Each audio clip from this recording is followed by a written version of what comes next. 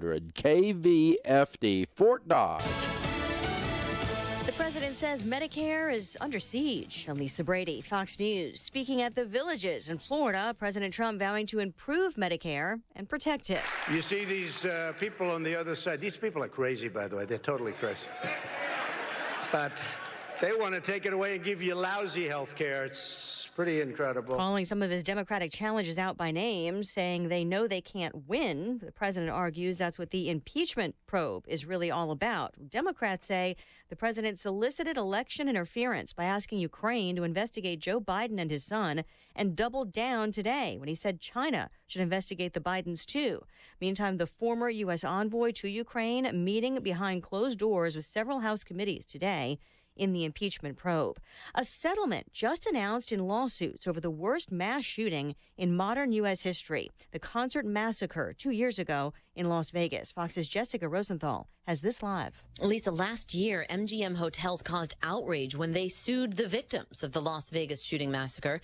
They cited a law then passed after 9/11 that they said would limit their liability. But lead attorney for the victims, Robert Eglett, says now they've reached a settlement with MGM for at least $735 million. I have family and friends in town. I'm putting them up at an MGM property every time now because they have, to me, shown the most outstanding corporate citizenship I have ever witnessed. Law enforcement says the shooter opened fire from his Mandalay Bay hotel room on the Route 91 Harvest Festival, killing 58 people before he killed himself, Lisa. Thanks, Jessica. The European Union's highest court, Facebook, can be forced to remove what's branded as unlawful material all over the world if one EU country objects to something. It's a ruling that can't be appealed. Facebook says this goes against the longstanding principle of one country not able to force another. Fox News. The IRS has the power to take your property, garnish your wages, and even send you to jail for back taxes and unfiled tax returns. Don't wait for the IRS to kick in your door. Call Kick IRS today. At Kick IRS, we protect you from bank levies, wage garnishments, and asset seizures. No matter how much you owe, Kick IRS will resolve your tax debt and kick the IRS out of your life once and for all. Call Kick IRS right now at 866-KICK-IRS. That's 866-KICK-IRS. Or visit us on the web at kickirs.com.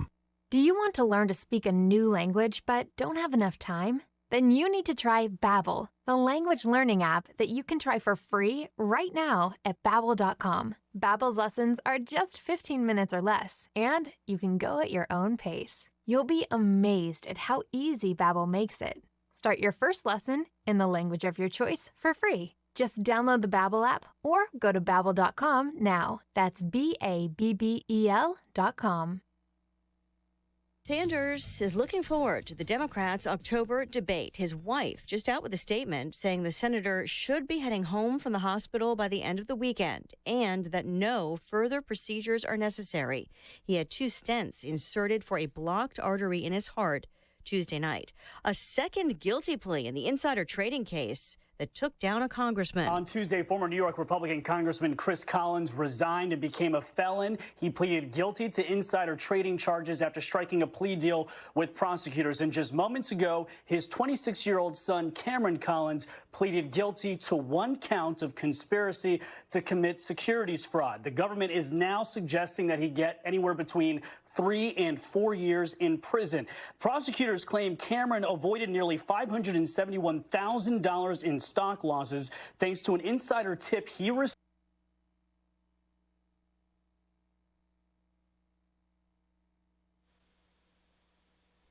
Yes, Mike. Hi, Mike. Hi. Who am I speaking to? Yes, this is Brenda. I'm with A. Smith Cloutiers here in Greenville, South Carolina. Yeah. I'm trying to reach your general manager. His name is Jed Burns. That's certainly not me. Jed Burns? Yeah. Is he available today? Yeah, but I can't transfer a call here. The number to Jed's office is 955-5656, area code 515. Oh, wait a minute. I'm sorry. 955. 5656. And what's the area code, sir? 515. Thank you. Have a great one.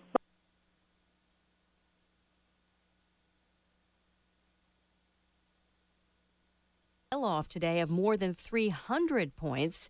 The S&P and the NASDAQ also turning higher. I'm Lisa Brady. This is Fox News.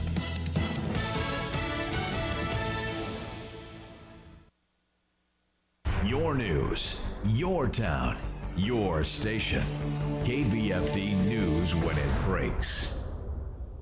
With your KVFD News Update, I'm Rob Jones. 36-year-old Fort Dodge resident Joshua J. Pendleton, who has been charged with first-degree murder and first-degree robbery and is accused of slaying Pastor Alan Henderson at St. Paul Lutheran Church yesterday evening, made a court appearance this morning via video conferencing from the Webster County Jail.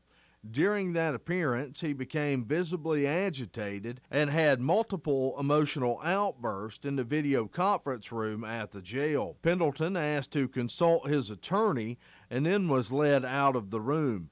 The judge stated this initial court appearance will be continued tomorrow. There will be a 6 p.m. service tonight in the sanctuary at St. Paul Lutheran Church and a 7 p.m. candlelight vigil outside the building in the memory of Pastor Alan Henderson. Webster County Supervisor Keith Dinklau was a guest on Divine's Intervention with Mike Divine on KVFD AM 1400. With St. Edmund Homecoming coming up, the supervisor talked about the Webster County Courthouse being open for St. Edmund students to take pictures with their dates for homecoming in the case that we have inclement weather in the area. If it's wet, raining out, you want to take pictures with your dates and your friends, there's no place to go. The courthouse has some really nice places to take pictures on the steps. It's an event. Homecoming St. Edmunds, if it's raining or you need a place to take pictures, Bob said he would open it up at 5. The City of Fort Dodge Public Works Department is announcing that beginning today there will be a lane closure at the intersection of 19th Avenue North and 26th Street. Traffic will be reduced to one lane for concrete repairs in that area and will remain that way until the work is completed. Detours will be posted. Motorists are urged to reduce speed and use caution in that area and to use alternate routes if possible. Wild Rose Casino Emmitsburg released a statement that they have great excitement to announce the opening of the DraftKings Sportsbook at the Wild Rose Casino Emmitsburg. The Sportsbook will open tomorrow at 1 p.m. For KVFD from the Jerry Sheeter Newsroom, I'm Rob Jones. Here's the AM 1400 KVFD weatherology forecast. Partial sunshine developing for this afternoon with breezy northwest winds, high temperatures working up into the mid-50s. Then for tonight, partly cloudy skies dipping into the upper 30s. Still looking to stay dry and mostly sunny for your Friday, high of 59, but showers and storms in the forecast on your Saturday with mid-60s for highs. From the Weatherology Weather Center, I'm meteorologist Michael Carroll. Currently 49. In sports, success is measured in the number of points scored, in games won, and in championships earned. At Shelter Insurance, we measure success in the quality of our products and services, in our community support, and being there when you need us. In fact, 9 out of 10 people surveyed with a claim would recommend Shelter to a friend. Shelter Insurance. We're your shield. We're your shelter. For auto, home, life, or business insurance, call me, Shelter Insurance Agent Davis Chaudron. Ooh, I love that house. Yeah, but look whose sign is in the yard. That's not who we're working with. We don't have to work with them just because they have it listed. Our agent at Neighborhood Realty can show us the house. They can? Well, sure. They can show us any house we like, no matter whose sign is in the yard. Well, then let's call Neighborhood Realty for a tour. Hi, I'm Heather Reck with Neighborhood Realty. Stop in or check us out online today at neighborhood-realty.net. Neighborhood Realty, devoted to your real estate needs. Divine Intervention is online at yourfortdodge.com, on Twitter at jmike1400. That's right. This is AM 1400 KVFD, the voice of Fort Dodge. I don't even know where to start here. Our town's in shock and grief. I've been trying to put this together all morning. Now I'm here on the microphone, and I don't even know what to say to you. I don't even know what to say. Reverend Henderson murdered in our town last night. I have with me County Supervisor Bob Thode, who, of course, is a former police officer, Chief of Police Roger Porter, and Steve Rowe of the Beacon of Hope. I'm going to start with you, Steve. Did you know this person who's been charged or not? I actually do know who he is. Mm-hmm. I've had some encounters with him in the past because he has spent a lot of time downtown. Yeah. And I'm familiar with his social workers and his struggles with housing and just a lot of his mental illness. Maybe I've got the focus to the wrong place, really. Yeah. Tell us about your work with, and if you could get on that microphone, please. Tell us about your work with Reverend Henderson. You'll have to pull that microphone over. Yeah, there we go. I'm sorry. This one does. Yeah, let's go with that one. Well, it's interesting. When I first started the Beacon of Hope, Pastor Henderson got a hold of me and wanted to visit with me, and he invited me to the police department. And I didn't really know him or what he did, and so that's where he met me and gave me a tour of the police department, talked to me about how he worked with the police and all the different things that he was doing. But he wanted to let me know that he was always there to support me, believed in what we were doing at the Beacon of Hope, and just always very encouraging. Did he do a lot of work with you at the Beacon of Hope? He didn't do a lot of work directly, but it was more verbal, just encouraging and supporting the Beacon of Hope and bringing us more in as a community so people understood what we did. The last time I talked to Pastor Henderson I was actually invited to speak at a group at his church, and so he introduced me, and this is kind of the hard part is he started to introduce me and started describing who I was, and he talked in a way that I'm like, who is this guy you're talking about?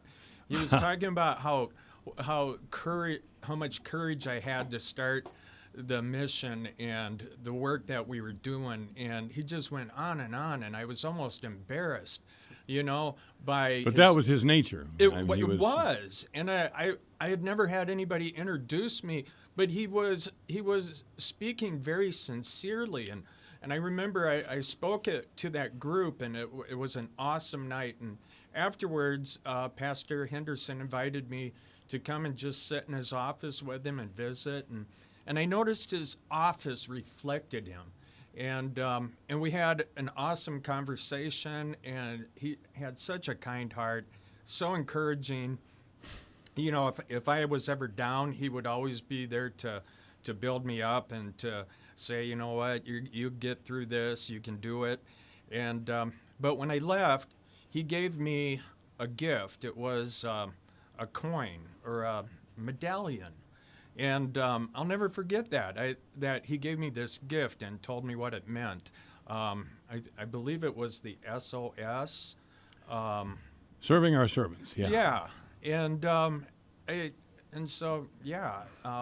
I just have great memories of but I am, me well enough, I'm a very spiritual person, and I believe that when a person like Pastor Henderson affects a community, I don't really believe they ever die. I just believe that their spirit lives through people that witnessed his kindness, his service, and set such a good example that I just think that instead of allowing the darkness to consume us, allow his light to consume us, to just follow in his footsteps and to be kind to each other and to encourage and to build up and just really imitate what he did.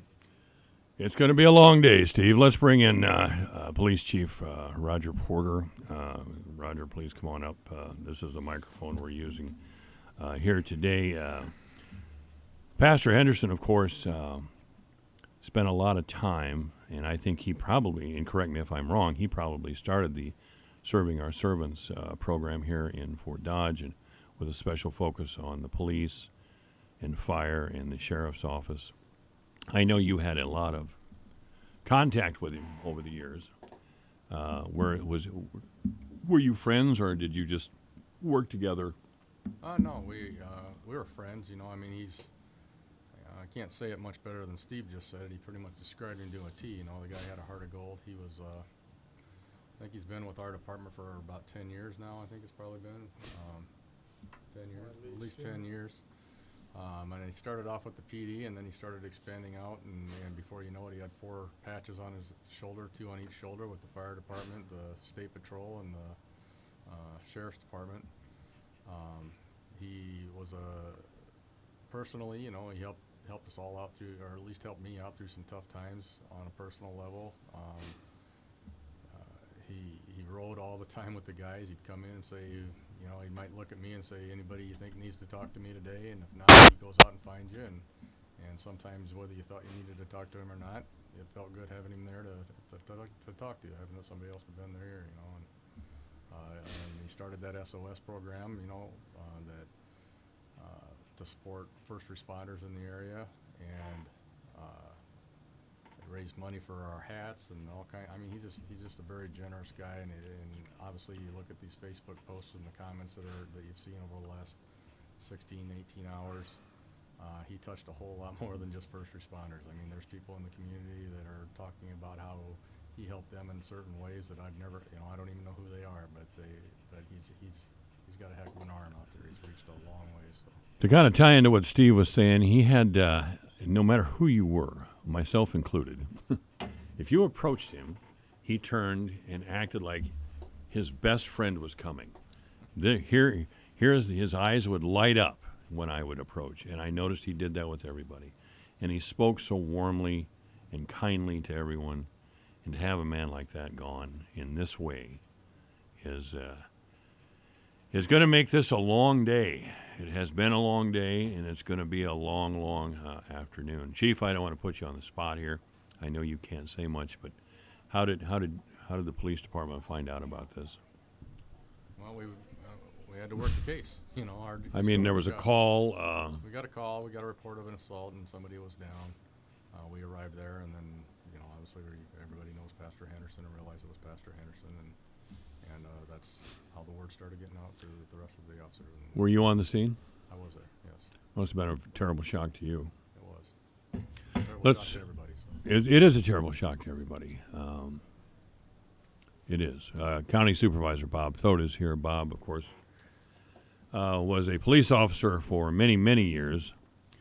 And could you turn that around there, that microphone around there a little bit, so it's like this is what I'm looking for. Did you work with Pastor Henderson? Did you have much contact with him over the years? Oh, definitely. When I was the Uniform Division Commander, he would visit with all the officers, visit with me. If I thought that one of the officers really needed to have a little counseling going on, was having some issues, I would contact him. He would immediately come in, ride with the officer, and then he would turn around and thank me for letting him know. I mean, he was by far one of the most caring people I've ever met in my life.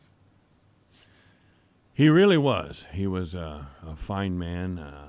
I don't think he ever talked about Christianity with me, which was the odd thing. He never mentioned God. He never went down that road. He just lived a Christian life, and he believed he was obligated by his faith. I assume this. I don't know this. He never told me this. I just assumed that he was obligated by his faith to treat people with love, and he did unerringly. I bet he met his killer with a smile on his face, which is something that I'm going to have to deal with, I guess, as this day goes on. I am in deep shock over the loss of Pastor Henderson. He was on this radio program many times. When he got the ball game going, Serving Our Servants ball game going between the fire department and the police department, I was his announcer the first couple of years.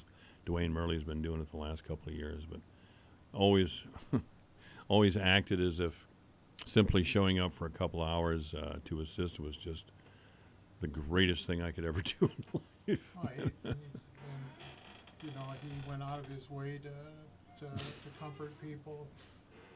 We had contacted him many times in the past for death notifications and that. He'd always go with the officers. If there was some traumatic that happened out there, he would come in. He always made a point to check in with the officers. the EMTs, the firefighters, and that when something happened, that was just the type of person that he was. Pastor Austin Hill of First Presbyterian Church is here as well. Grab that microphone there, Pastor. Sure. Thank you for coming in today. Yeah, my pleasure. I'm glad that we do have a Christian minister here today. I didn't mean to exclude any other ministers. I didn't think we should call any Lutheran ministers at this time. Their grief has got to be so much more than ours. I just wanted to have a Christian minister here to reflect on the loss of such a Christian man in our community. Yeah. Well, I mean, we've already been hearing some wonderful comments about Pastor Henderson, and as you've pointed out too, I mean, we're all in shock.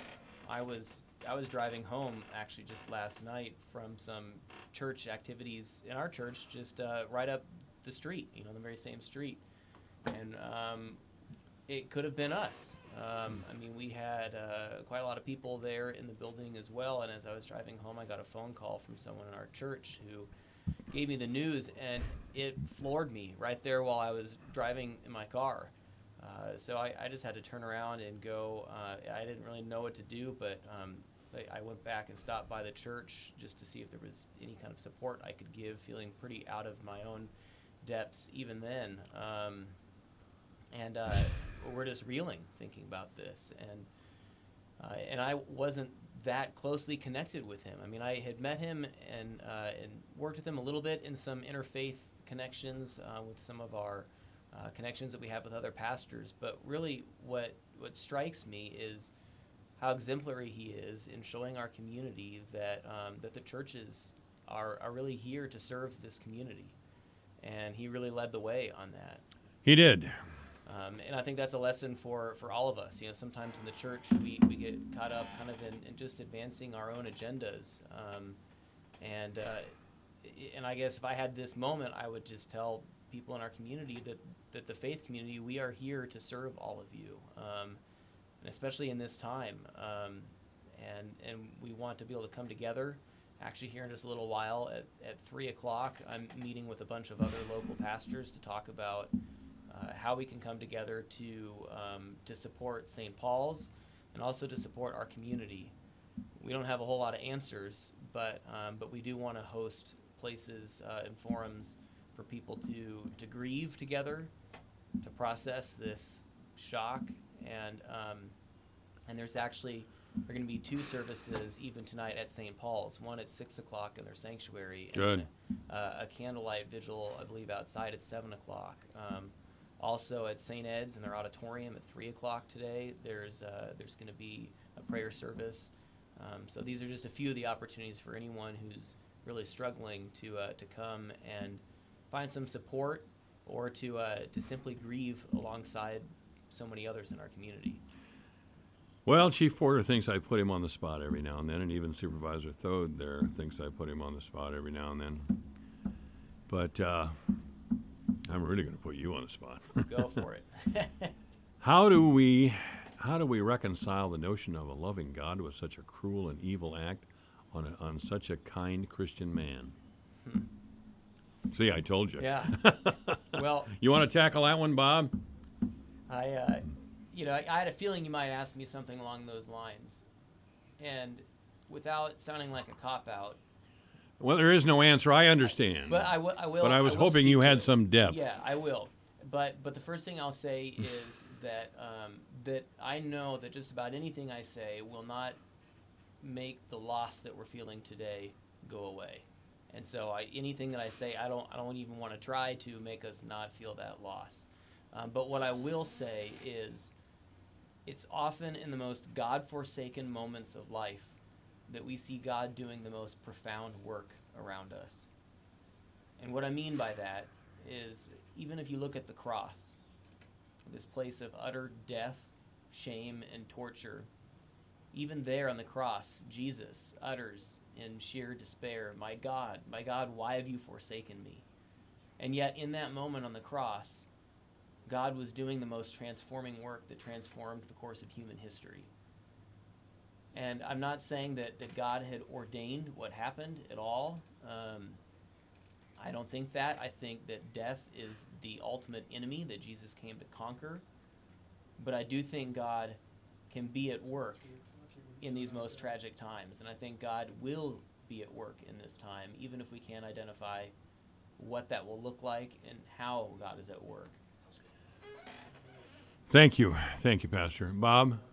Bob is the chief out there, or Which chief are you talking well, about? There's 2 of them out there. Well, I'm glad to see the fire chief here. We're not going to go with the fire chief just yet. The chief of police and Steve Rowe, and then we're going to go on with the fire chief and Roger's on the phone call. Roger's always on a phone call. Have a seat there, Bob. I can only ask for your reflection as a county official and as a man, and a former police officer, as to how this fits in our community. By that I mean, what can we do, for God's sake, to push back on this sort of thing? I mean, we can't put it all on the police. We can't put it all on the elected officials. We, as a city and county and an area, have to come together with, there's 3 weeks ago, the house next to mine, where a 50-some-year-old lady lives who's on a walker, 3 bullets hit her house. What is that? I'm just I appreciate so much you guys coming in, because I'm out of answers. I can't speak to it. Well, sometimes you sit back and wonder what's going on. I've talked with other people. It doesn't appear anymore that there's much accountability for people's actions as what they used to.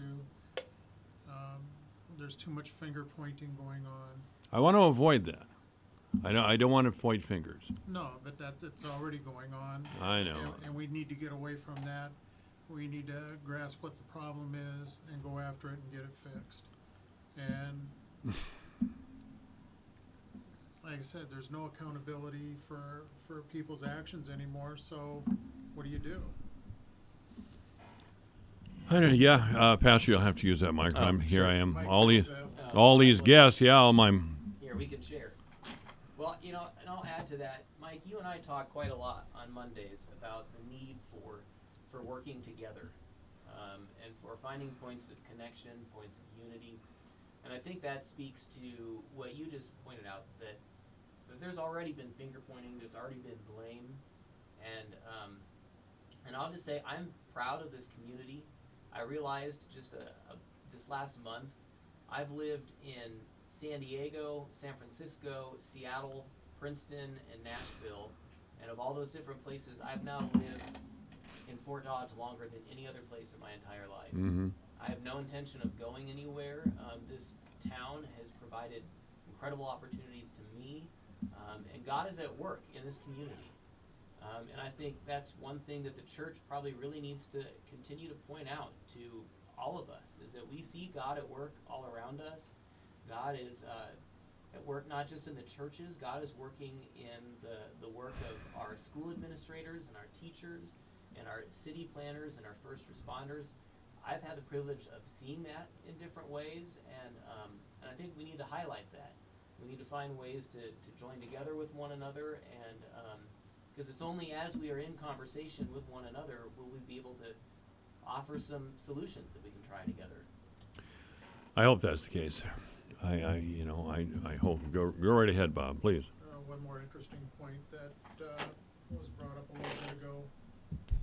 Pastor Henderson wore 4 patches. When I came on the police department in 1982, a lot of the departments didn't get along. And with Pastor Henderson, that everybody gets along. Everybody's been backing everybody up.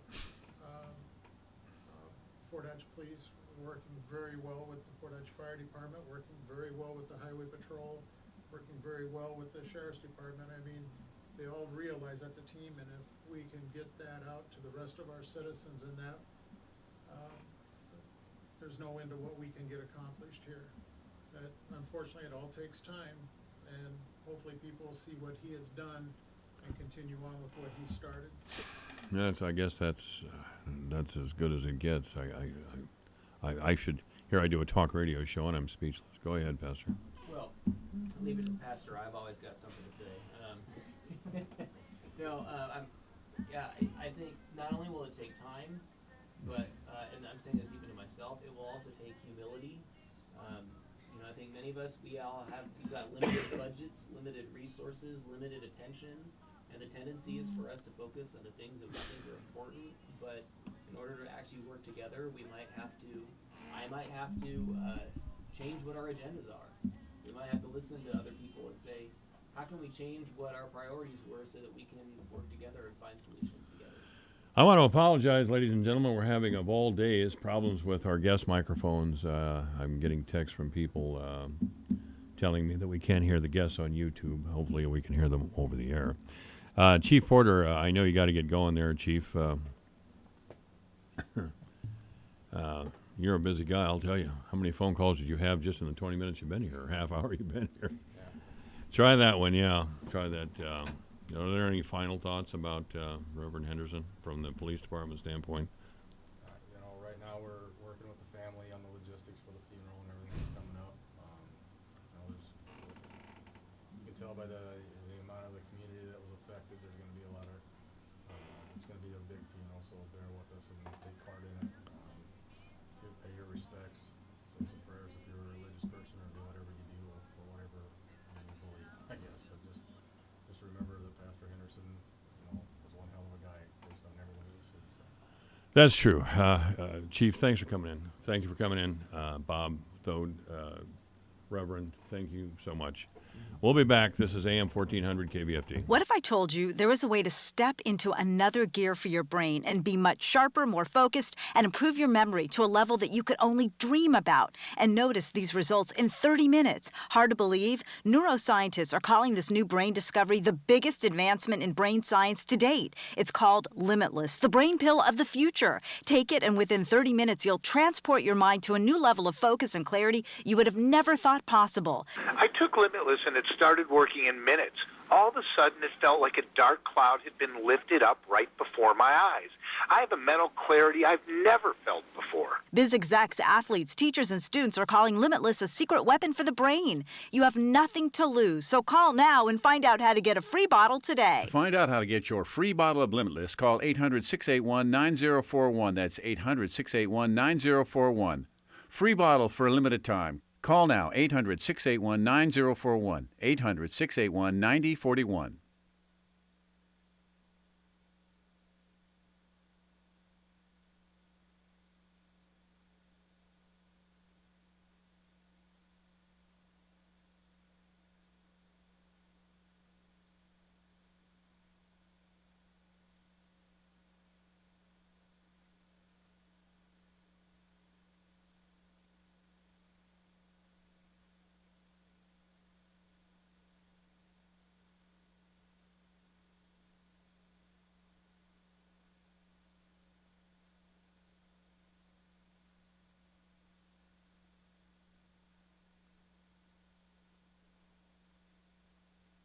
Your news, your town, your station. KVFD News when it breaks. With your KVFD News Update, I'm Rob Jones. 36-year-old Fort Dodge resident Joshua J. Pendleton, who has been charged with first-degree murder and first-degree robbery and is accused of slaying Pastor Alan Henderson at St. Paul Lutheran Church yesterday evening, made a court appearance this morning via video conferencing from the Webster County Jail. During that appearance, he became visibly agitated and had multiple emotional outbursts in the video conference room at the jail. Pendleton asked to consult his attorney and then was led out of the room. The judge stated this initial court appearance will be continued tomorrow. There will be a 6 p.m. service tonight in the sanctuary at St. Paul Lutheran Church and a 7 p.m. candlelight vigil outside the building in the memory of Pastor Alan Henderson. Webster County Supervisor Keith Dinklau was a guest on Divine's Intervention with Mike Divine on KVFD AM 1400. With St. Edmund homecoming coming up, the supervisor talked about the Webster County Courthouse being open for St. Edmund students to take pictures with their dates for homecoming in the case that we have inclement weather in the area. If it's wet, raining out, you want to take pictures with your dates and your friends, there's no place to go. The courthouse has some really nice places to take pictures on the steps. It's an event. Homecoming St. Edmunds, if it's raining or you need a place to take pictures, Bob said he would open it up between 5. The City of Fort Dodge Public Works Department is announcing that beginning today there will be a lane closure at the intersection of 19th Avenue North and 26th Street. Traffic will be reduced to one lane for concrete repairs in that area and will remain that way until the work is completed. Detours will be posted. Motorists are urged to reduce speed and use caution in that area and to use alternate routes if possible. Wild Rose Casino Emmitsburg released a statement that they have great excitement to announce the opening of the DraftKings Sportsbook at the Wild Rose Casino Emmitsburg. The Sportsbook will open tomorrow at 1 p.m. For KVFD from the Jerry Sheeter Newsroom, I'm Rob Jones. Here's the AM 1400 KVFD weatherology forecast. Cloudy skies with a few peaks of sun this afternoon with daytime highs approaching 56. Northwesterly winds 8 to 15 miles per hour. Partly cloudy skies. Tonight, lows around 39. Sunshine mixed with clouds at times again. Tomorrow, daytime highs approaching 59. A dusting of snow tomorrow. From the Weatherology Weather Center, I'm meteorologist Jennifer Wojcicki. Currently, it's 50. Here's a look at how the markets closed today. December corn up a penny at $3.88 3/4. March up a penny at $4.75. May up 1 1/4 at $4.06, and July up 1 1/4 at $4.08 1/2. November soybeans down 2 cents at $9.11 3/4. January down 1 3/4 at $9.26. March down 2 at $9.36 1/2. May down 2 at $9.46 1/4. December wheat down 1/4 penny at $4.88 3/4. Soybean meal down $2.30 a ton at $2.98. October live cattle up 75 cents at $106.80. December up 20 at $110.82. In the feeder cattle, October up 27 cents at $142.35. November up 42 at $142.10. October lean hogs up 22 cents at $62.42. Deese down $1 at $68.10. February down 52 at $75.30. From the farm desk, I'm Dwayne Murley. Acre to acre, year to year, generation to generation. Nobody scrutinizes performance like you do. And acre to acre, year to year, generation to generation.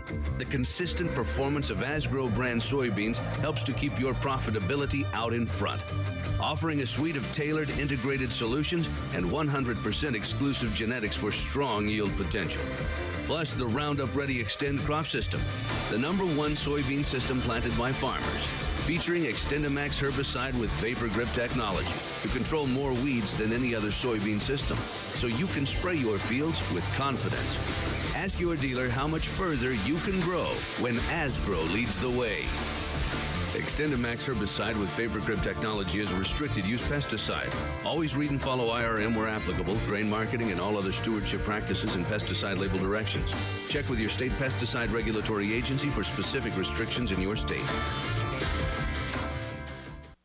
You're invited to a down-home Christmas with the Oak Ridge Boys at Wild Rose Casino and Resort, Jefferson. Jingle bells, jingle all the way. Don't miss this special engagement Monday, November 18th, as the Oak Ridge Boys perform all their classics and cuts from their brand new Christmas album, Down Home Christmas. Tickets on sale now by visiting wildroseresorts.com. The Oak Ridge Boys, November 18th at Wild Rose Casino and Resort, Jefferson. Troll. EMS. Those people who go to the dark place in our behalf. Those people who serve us selflessly day after day, night after night. We give thanks for them, we encourage them, and we keep them in our prayers. On behalf of all first responders, I'd like you to pray with me now the firefighter's prayer. When I am called to duty, God, wherever flames may rage, give me strength to save a life, whatever be its age. Help me to embrace a little child before it's too late, or save an older person from the horror of that fate. Enable me to be alert, to hear the weakest shout, and quickly and efficiently to put the fire out. I want to fill my calling and to give the best in me, to guard my neighbor and protect his property. And if, according to your will, I have to lose my life, bless with your protecting hand my loving family from all strife. Amen. Well, that's what we lost there, ladies and gentlemen. That was the Reverend Al Henderson, downtown, 3 years ago, September 2016, and that was the fireman's prayer. And we have the Fort Dodge Fire Chief with us now. Thank you for coming. Thanks for having me, Mike. You know, you have known Pastor Henderson. I'm staggered. I thought I had this planned out this morning how I was going to do this, and I can't remember what I was thinking. I guess I would ask you what sort of work Pastor Henderson did with the fire department. He was always there for us. I'll say that for our staff. Whenever something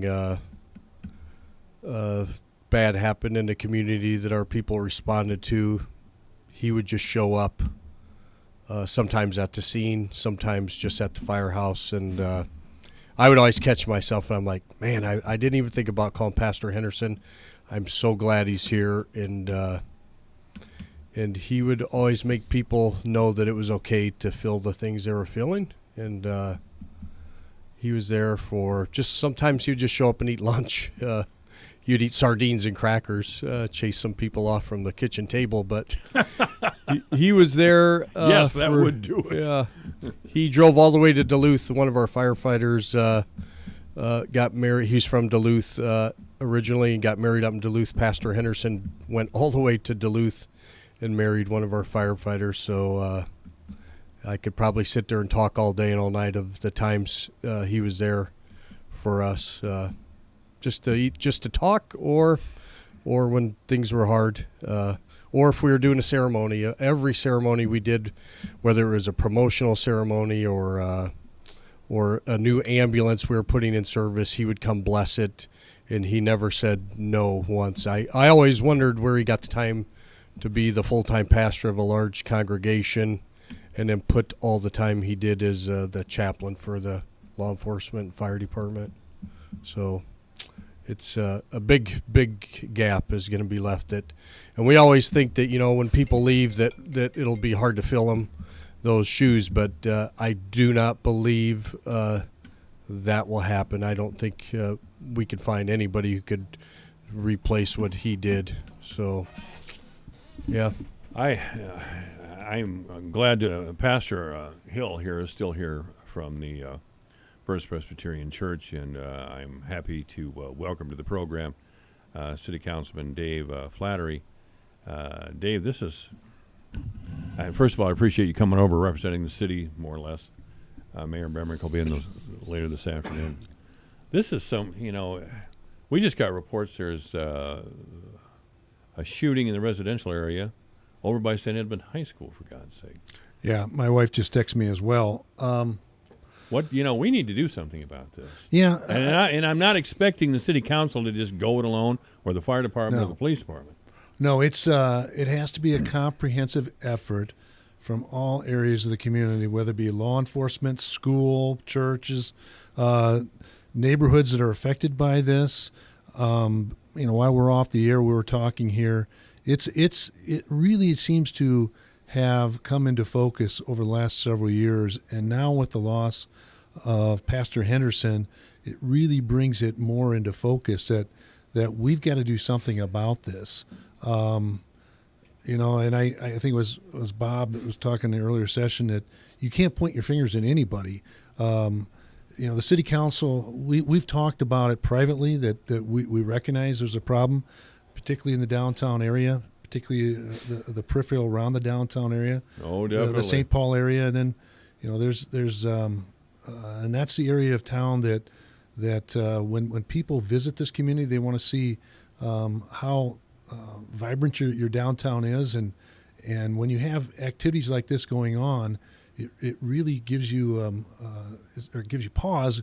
Is this the community I want to live in? As a council member and as somebody that believes in economic development, we've really got to call attention to this and what we can do. And I don't have the answers, and I don't know.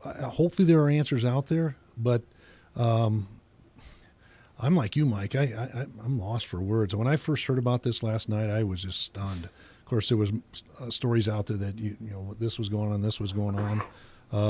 My memories of him was he was very proud of the role that he was as a chaplain for both the firefighters and the police, and he wore the uniform. He was proud to wear the uniform.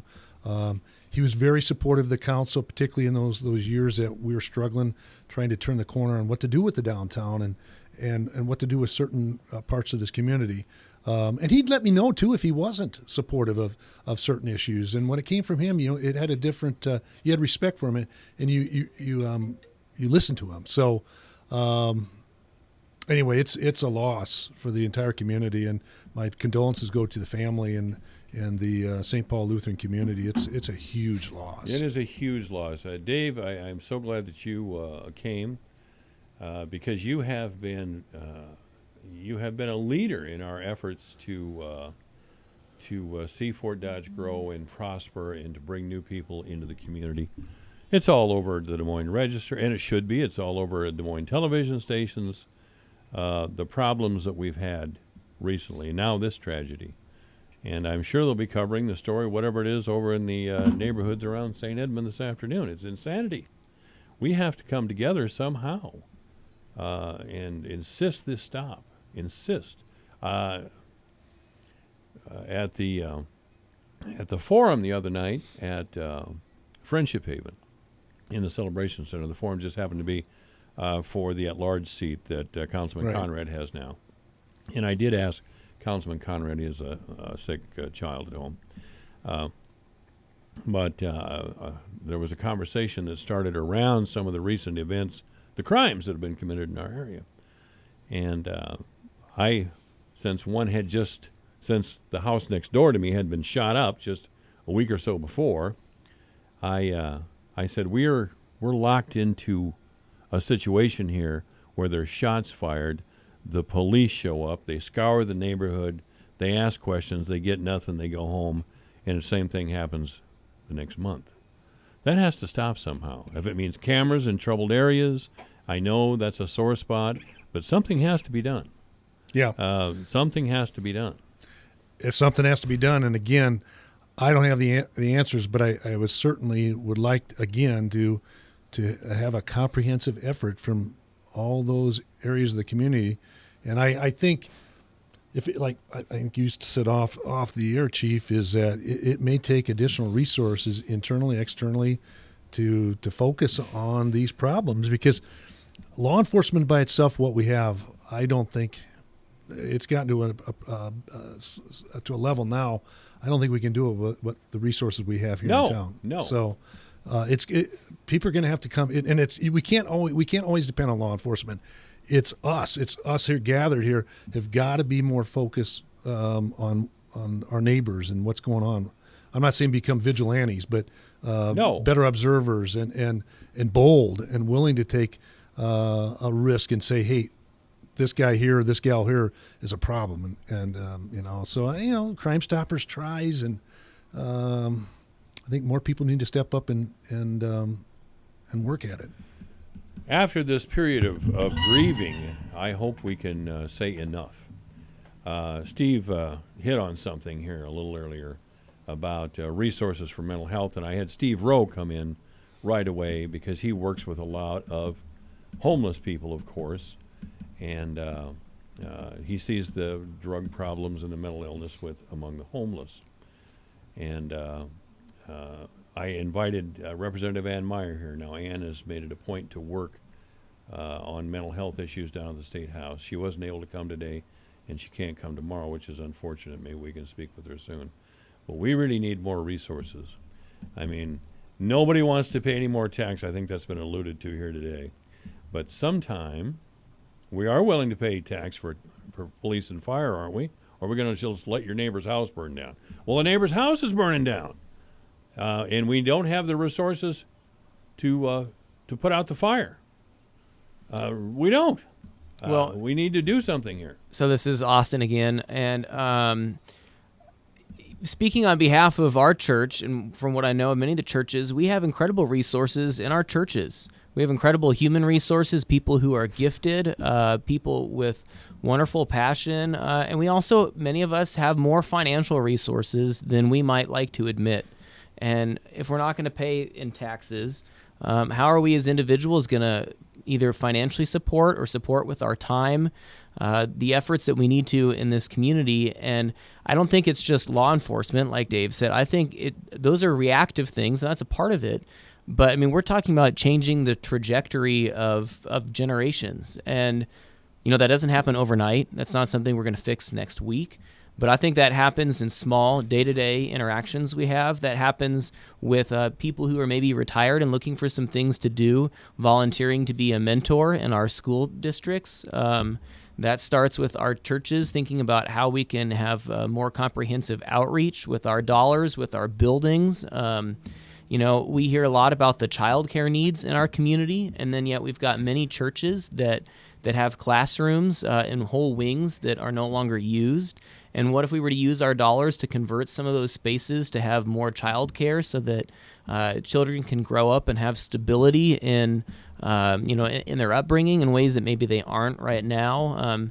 And these are a whole bunch of things that go beyond just, you know, we need more law enforcement, we need better security, or things like that. Now, that's going to take us 10, 15, 20 years, but that's the kind of level of change we need to be willing to embrace as a whole community. I hope once this period of grief, I know that I will do this once this period of grief is over. And I'm still stunned. I just can't believe this happened. But ladies and gentlemen, a minister of Christ has just been beat to death in our streets. Think of that. A minister of Christ has just been beaten to death in our streets. A man who greeted everyone as if he loved them. And he's dead, beaten to death by some person who may have needed mental health treatment. I don't know. And our response is going to be what? Finger pointing? I mean, I got on social media and the Democrats decided to reintegrate mentally ill people. It's their fault. All the Republicans got the funding. Please shut up with that. Just shut up. We have a terrible problem. A minister of God has been killed in our streets. Let's not start that. We've got to just do something, anything. Well, when you talk about shootings by St. Ed's, and then an incident happened last night with Pastor Henderson. I don't know the details, but they look like they're two separate incidents. I think you've got an expansion of the drug culture, and then a mental health issue. So you got two issues that you're dealing with. So and they probably have to be dealt separately, or maybe together. I don't know. Again, I don't have all the answers, but I'm like you, Mike. Something has to happen. We just can't sit here and ignore it because the timing isn't good. I think, and I've mentioned this before on the air, that we've got some really good things happening economically with industrial development, but one of the issues we have is the city doesn't show well, and the two things we're talking about today certainly doesn't help. Boy, I guess, Chief, what's this looking like moving forward as far as you're concerned? I mean, you lost somebody that was practically part of your department.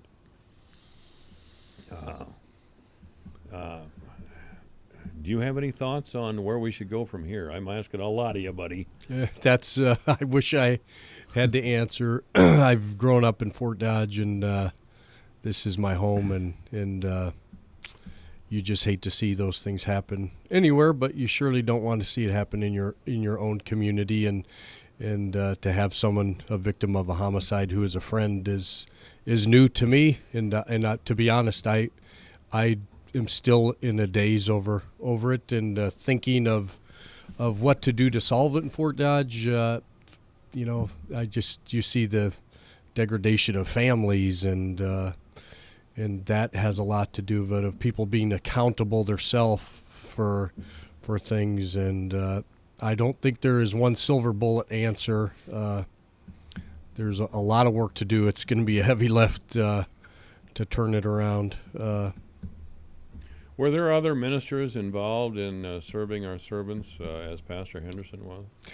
He had several citizens who were involved in that organization. I'm not sure of any ministers, but other citizens were involved in that would do things, make dinner for the police department or the firefighters, and say, hey, these next couple nights, don't make supper. We're going to make your guys' supper for you. And just did a lot of nice things to let people know that there's people out that cared what they did. So there's so many good people in Fort Dodge. There is. The school district and the city council and the city's planning department, I see it every day. People are great people that are organized and fighting to make the streets better, to make the schools better, to help the students that have family struggles, and trying to recruit business here and make it a better quality of life with trails. And so I will say that about Fort Dodge. When I became fire chief, I went to a level of seeing the organization on the city, and then also the school district too. The people there that put their heart and soul into it is amazing. So we do have that going for us, Mike. There's a lot of good people who work all day and all night to make this a better community. I know that. You guys grew up in Fort Dodge. I didn't. I decided to make this my town by choice, and I'm not sorry for that choice. But I've been sitting here thinking, if I was a young person again, and I'm hearing these sorts of stories about a place I was going to live and raise my son and leave my wife at home at night, would I be comfortable moving to Fort Dodge? That's for sure. Jesus, to kill a pastor like this is depravity. It's just shocking depravity. Steve, you raise an interesting issue there. You and I both come from good families, and we're fortunate. We've been blessed. Your folks were that way, and my folks were that way. We took pride in our family, and you see the destruction of the family around us, not only in Fort Dodge, but the world. It's worldwide. Yeah, and I don't know where we start, but it wouldn't be a bad starting point is try to figure out how we bring that family unit back together again. And then the spiritual element in our lives we have just pastors we died, and then Austin Hill, Pastor Hill was here. I think that's another good place to start too. How can we revive that spiritual element that's been lost in our society? That's two pretty good places to start: the family and the religious side of us as well. So we need to do something about these mentally ill people and the terrible meth problem. That meth, I guess, is from outer space. It takes away any sort of conscience that a person has. I never tried it myself. I don't imagine you have, Dave, Steve. Nope. No. I wouldn't even know where to get it. But we need to address these issues. If it takes cameras in certain areas, and there were some objections to that idea the other night at the forum I was referring to. But there are hot spots in our town. We don't need cameras in everybody's front lawn, but if there's repeated incidences in a certain part of town, we need to do something like that, or at least look at it. Mm-hmm. I don't know if it's legal, to be honest with you. Mm-hmm. Probably isn't. Anything that would help us is never legal. I'm really cynical. I'm sorry, guys. I want to thank you, Steve, for taking time out of your busy day to come here. Thanks for having me, Mike. And talk about Reverend Henderson. I think we had to take, and you too, Dave. We had to hear from various parts of our community, various departments. I want to thank Chief Porter for being here as well, and County Supervisor Thode and Steve Rowe from Beacon of Hope, and the Reverend Hill from First Presbyterian Church. I think Senator Cranberg's coming in the next hour, and I just thought we just needed to hear from a number of people who are community leaders who knew Pastor Henderson, because this is a tragedy in our town. Thanks, guys. Thanks, Mike. All right, the news is next. This is KVFD Fort Dodge.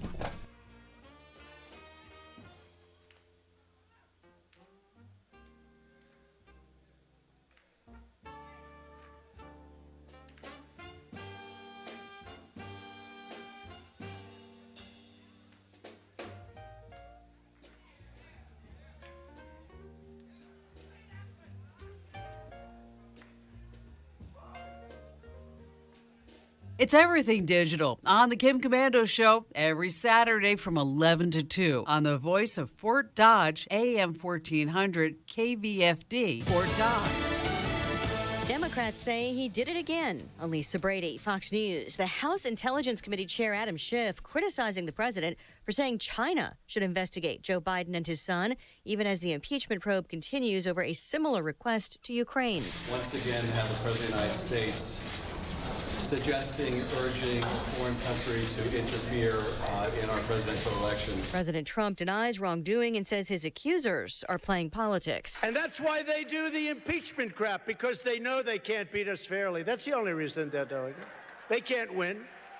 They can win. This as he pledges to protect Medicare. Fox's John Decker is live at the White House. President Trump at a retirement community in Central Florida signed an executive order that he said would improve private Medicare plans for seniors. This order is the latest step in my administration's drive to ensure the world's best health care for all Americans. The executive order is intended to bolster Medicare Advantage, which is private Medicare insurance for seniors, and would also offer more affordable plan options. The president spent most of the speech attacking the health policies of the 2020 Democratic presidential contenders. Lisa? John, a partial rebound on Wall Street. The Dow up 124 at the closing bell. A wild ride, though, after a disappointing report on the service sector. You know, lawyering, doctoring, anything that doesn't produce like a hard, tangible product. It was not what Wall Street expected. Growth was slower than anticipated.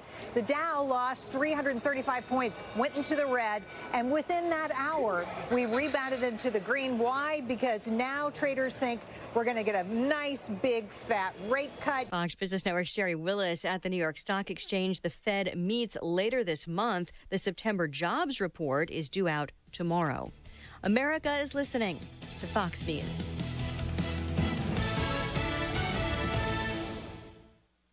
Hi, I'm Jay Farner, CEO of Quicken Loans, America's largest mortgage lender. I've got great news. Mortgage interest rates have dropped. So if you're thinking about buying a home, right now is the time to lock that low rate, even before you find the home of your dreams. With our exclusive Rate Shield approval, the low rate you lock today is protected for up to 90 days while you shop for your new home. With a Rate Shield approval, if rates go up, your low rate stays locked. But if rates go down, you get that new, even lower rate. Either way, you win. Talk to us today at 800-QUICKEN or go to rocketmortgage.com to take advantage. Here's another great reason to work with us. For a record 9 years in a row, J.D. Power has ranked Quicken Loans highest in the nation in customer satisfaction for primary mortgage origination. Again, to lock in today's low mortgage interest rate and get the security of our exclusive Rate Shield approval, call us today at 800-QUICKEN or go to rocketmortgage.com. For J.D. Power award information, visit jdpower.com. Rate Shield approval only valid on certain 30-year fixed-rate loans. Call for cost information and conditions. Equal housing lender. License in all 50 states. NMLS number 3030. At least 18 vaping deaths now under investigation around the country, along with hundreds of illnesses. Delaware, the latest state to report a fatality today. Prosecutors in Wisconsin, meantime, announcing a fourth arrest in connection with a multi-million-dollar illicit vaping operation. The Kenosha County Sheriff's Office says 19-year-old Hannah Curdy has been booked on felony charges related to an illegal THC vape cartridge manufacturing ring that was busted last month, involving tens of thousands of vape cartridges. 23-year-old Jacob and 20-year-old Tyler Huffines, the accused ringleaders. Their mother, 43-year-old Courtney Huffines, now also facing 6 felony charges. Her attorney says she'll plead not guilty. Several deaths and hundreds of illnesses nationwide have been linked to the same type of illicit vaping products. Jeff Manasso, Fox News. A third day of deadly confrontations in Baghdad amid unrest over economic and living conditions. At least 33 people killed, mainly protesters, hundreds more injured. A frosty reception from the European Union as Britain proposes a last-minute Brexit deal. EU President Donald Tusk saying we remain open but still unconvinced. Irish Prime Minister Leo Varadkar similarly cool. The proposals that have been put forward by the UK are certainly welcome in the sense that we now have written proposals that we can engage on. But they do fall short in a number of aspects. This after Britain sent a proposal to Brussels ahead of the UK's scheduled EU exit at the end of this month. The main sticking point, how to manage the border between Northern Ireland and the Republic of Ireland. In London, Simon Owen, Fox News. Recapping Wall Street, stocks finish higher after 2 days of selling, fueled by renewed concern about an economic slowdown. The Dow up 123 at the close. It was down triple digits this morning. Lisa Brady, this is Fox News. Your news, your town, your station. KVFD News when it breaks. With your KVFD News Update, I'm Rob Jones. 36-year-old Fort Dodge resident Joshua J. Pendleton, who has been charged with first-degree murder and first-degree robbery and is accused of slaying Pastor Alan Henderson at St. Paul Lutheran Church yesterday evening, made a court appearance this morning via video conferencing from the Webster County Jail. During that appearance, he became visibly agitated and had multiple emotional outbursts in the video conference room at the jail. Pendleton asked to consult his attorney and then was led out of the room. The judge stated this initial court appearance will be continued tomorrow. There will be a 6 p.m. service tonight in the sanctuary at St. Paul Lutheran Church and a 7 p.m. candlelight vigil outside the building in the memory of Pastor Alan Henderson. Webster County Supervisor Keith Dinklau was a guest on Divine's Intervention with Mike Divine on KVFD AM 1400. With St. Edmund Homecoming coming up, the supervisor talked about the Webster County Courthouse being open for St. Edmund students to take pictures with their dates for homecoming in the case that we have inclement weather in the area. If it's wet, raining out, you want to take pictures with your dates and your friends, there's no place to go. The courthouse has some really nice places to take pictures on the steps. It's an event. Homecoming St. Edmunds, if it's raining or you need a place to take pictures, Bob said he would open it up at 5. The City of Fort Dodge Public Works Department is announcing that beginning today there will be a lane closure at the intersection of 19th Avenue North and 26th Street. Traffic will be reduced to one lane for concrete repairs in that area and will remain that way until the work is completed. Detours will be posted. Motorists are urged to reduce speed and use caution in that area and to use alternate routes if possible. Wild Rose Casino Emmitsburg released a statement that they have great excitement to announce the opening of the DraftKings Sportsbook at the Wild Rose Casino Emmitsburg. The Sportsbook will open tomorrow at 1 p.m. For KVFD from the Jerry Sheeter Newsroom, I'm Rob Jones. Here's the AM 1400 KVFD Weatherology forecast. Cloudy skies with a few peaks of sun this afternoon with daytime highs approaching 56. Northwesterly winds 8 to 15 miles per hour. Partly cloudy skies tonight, lows around 39. Sunshine mixed with clouds at times again tomorrow, daytime highs approaching 59. A dusting of snow tomorrow. From the Weatherology Weather Center, I'm meteorologist Jennifer Wojcicki. Currently, it's 50. Save big money in your fall home improvement projects now during Menards Oktoberfest sale. Find your style with Patriot Lighting. Add a rustic look to your home with the Hendy Collection. It features a stainless black and gray faux wood finish. The pendant light is only $139.99, and the island light is just $169.99. Save on all of your projects during Menards Oktoberfest sale. Going on now through October 12th. Save big money at Menards.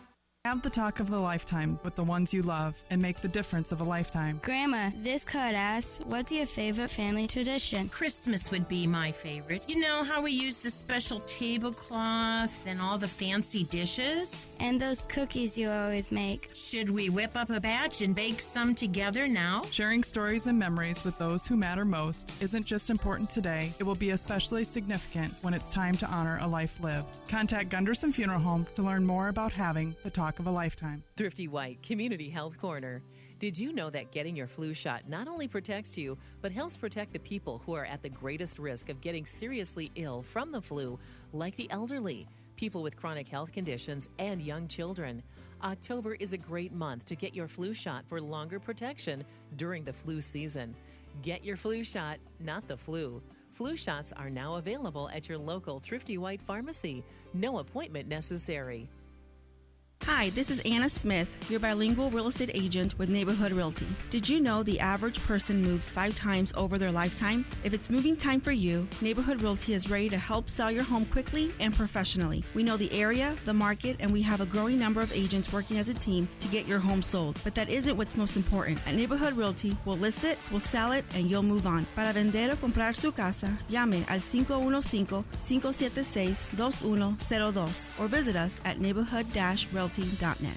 My kids' safety is my #1 priority. I always play it safe and sound when electricity is around. My mom taught me to play it safe. To be sure your little one avoids any shocking accidents, install ground fault circuit interrupters where electronics may accidentally come in contact with water, and child-proof your outlets. What about outside? You're right. Teach your children to come indoors when thunder roars, and never play on trees near power lines. Always look up. Let's stay safe together.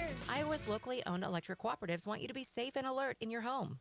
Here's a look at how the markets closed today. December corn up a penny at $3.88 3/4. March up a penny at $4.75 cents. May up 1 1/4 at $4.06, and July up 1 1/4 at $4.08 1/2. November soybeans down 2 cents at $9.11 3/4. January down 1 3/4 at $9.26. March down 2 at $9.36 1/2. May down 2 at $9.46 1/4. December wheat down 1/4 penny at $4.88 3/4. Soybean meal down $2.30 a ton at $2.98. October live cattle up 75 cents at $106.80. December up 20 at $110.82. In the feeder cattle, October up 27 cents at $142.35. November up 42 at $142.10. October lean hogs up 22 cents at $62.42. Deese down $1 at $68.10. February down 52 at $75.30. From the farm desk, I'm Dwayne Murley. EMS. Those people who go to the dark place in our behalf. Those people who serve us selflessly day after day, night after night. We give thanks for them, we encourage them, and we keep them in our prayers. On behalf of all first responders, I'd like you to pray with me now the firefighter's prayer. When I am called to duty, God, wherever flames may rage, give me strength to save a life, whatever be its age. Help me to embrace a little child before it's too late, or save an older person from the horror of that fate. Enable me to be alert, to hear the weakest shout, and quickly and efficiently to put the fire out. I want to fill my calling and to give the best in me, to guard my neighbor and protect his property. And if, according to your will, I have to lose my life, bless with your protecting hand my loving family from all strife. Amen. That's Pastor Al Henderson. That's the man we lost. I'm upset, and I don't know what to make of it, and I think I'm not alone in that. That's Pastor Henderson and the firefighter's prayer. That's from a 9/11 service downtown 3 years ago. Just one other incident where he took time to assist with firefighters, the sheriff's office, police department, the servants, serving our servants. As he always said, well, that's a man that's almost irreplaceable in our community. And it was haunting when he talked if I should die in the effort. He was at his church, and I guess all I can do now is welcome Senator Tim Kreinbrink to the program. How are you, Tim? Thank you for coming. Good. Thanks, Mike. I know he nice was your to be pastor. Here today. Yeah. Well, I wish it wasn't under these circumstances. Yeah, Pastor Al came to St. Paul's right after the fire. Yes, yeah. God, so that was terrible. He actually, his responsibility was to, build the new church and get our congregation healed through that situation and continue to serve our church for quite a while after that. And just lately has been toying with retirement and thinking that it's probably time for him fairly soon to be stepping down to let the leadership of our flock there at St. Paul's be under someone else's leadership, and whoever would have known that, last night was just tragic, for our church family, and especially for his wife and his kids, who are great kids, and his grandkids, and, speak so highly of him, and he enjoyed all of them so much and loved them so dearly. What a loss for us, but what a loss for them. Didn't Sally, your wife, was she running the school over there, Yeah. or working in the school? Yeah. So Sally and Pastor, he was a senior pastor, and Sally would have been the principal of the school at the same time. Right. So they were kind of in administration together, but Sally would have been in school and he was in the church. And Sure. of course he covered the school as well through the ministry. So Pastor Henderson married one of your children, didn't yep, married JC, our oldest daughter, and if I'm not mistaken, I think he actually confirmed all of our kids. So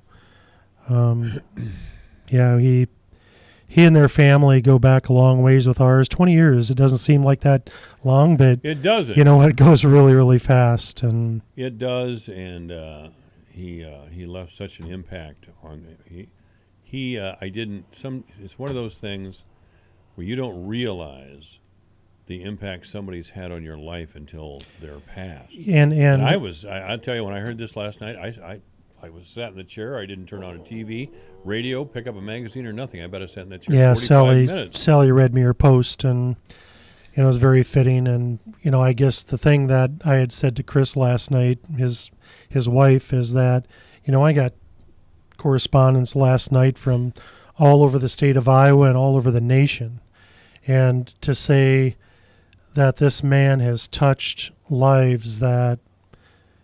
And I said, the sad thing is we don't ever know until you're gone. And then it seems like that's when people will recognize that this person was a great person. And Great man in our town. Yeah, Great man in our town. A great man to many people. Many people. I can't imagine how big the funeral service will be. It'll go beyond St. Paul's, that's for sure.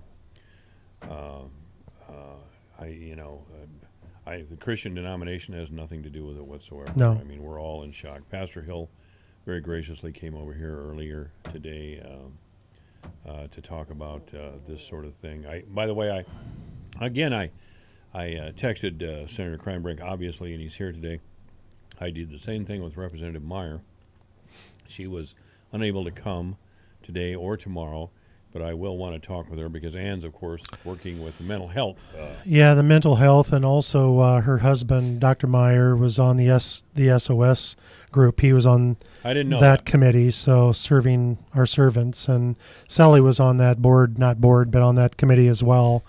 It's a committee that I'm sure it's an organization around town that raises money for buying pizza for our public workers, as well as slipping one of our police officers a wash for their car, to go through the car wash. Just things like that just show some appreciation back, and that was pretty much Pastor's brainchild, I think. And just a couple weekends ago on that rainy Sunday, or was it last weekend? We had the Guns and Hoses out at last weekend or the weekend before. Maybe it was last weekend. Okay, I can't remember. Time goes so quickly, yeah, but it does. But maybe it was a weekend before, and it just he that's a bright spot in his life because he was really good at that. And I talked to some people today that were kind of remembering Pastor and saying, you know what, he wasn't even from my church, and when I saw him, he took time out, smiled, and talked like he was a member of that church. And I think that's what we don't have enough of today is, when you really put things in perspective, all the little things we fight about every day really don't mean a lot when we see this, No, they don't. Not when you see something like this. My heart goes out to everyone in the St. Paul Lutheran community. It must be particularly painful and shocking to the parishioners. It's a shock to all of us. It's just a terrible shock to I think Sally had mentioned last night that, we thought the fire was bad, to lose the church, but it was bad then enough. you think, okay, that's a building. Nobody got hurt, That's killed, right.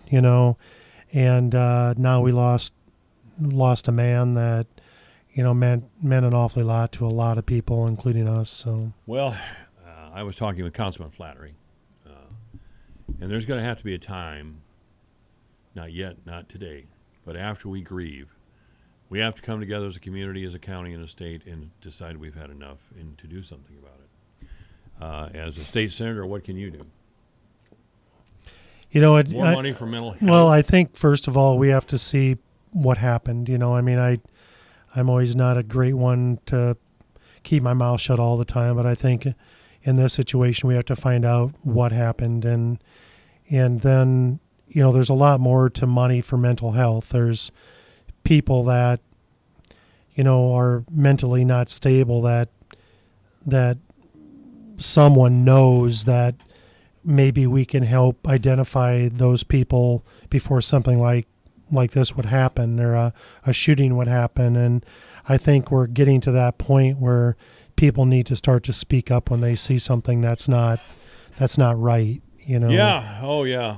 And I know that's an invasion of privacy, if you want to say that, or stay out of my business, or Big Brother watching, or whatever it is. But, we've gotten ourselves to a situation where I think we all try to stay to our own selves because we're afraid of being accused of something from somebody else.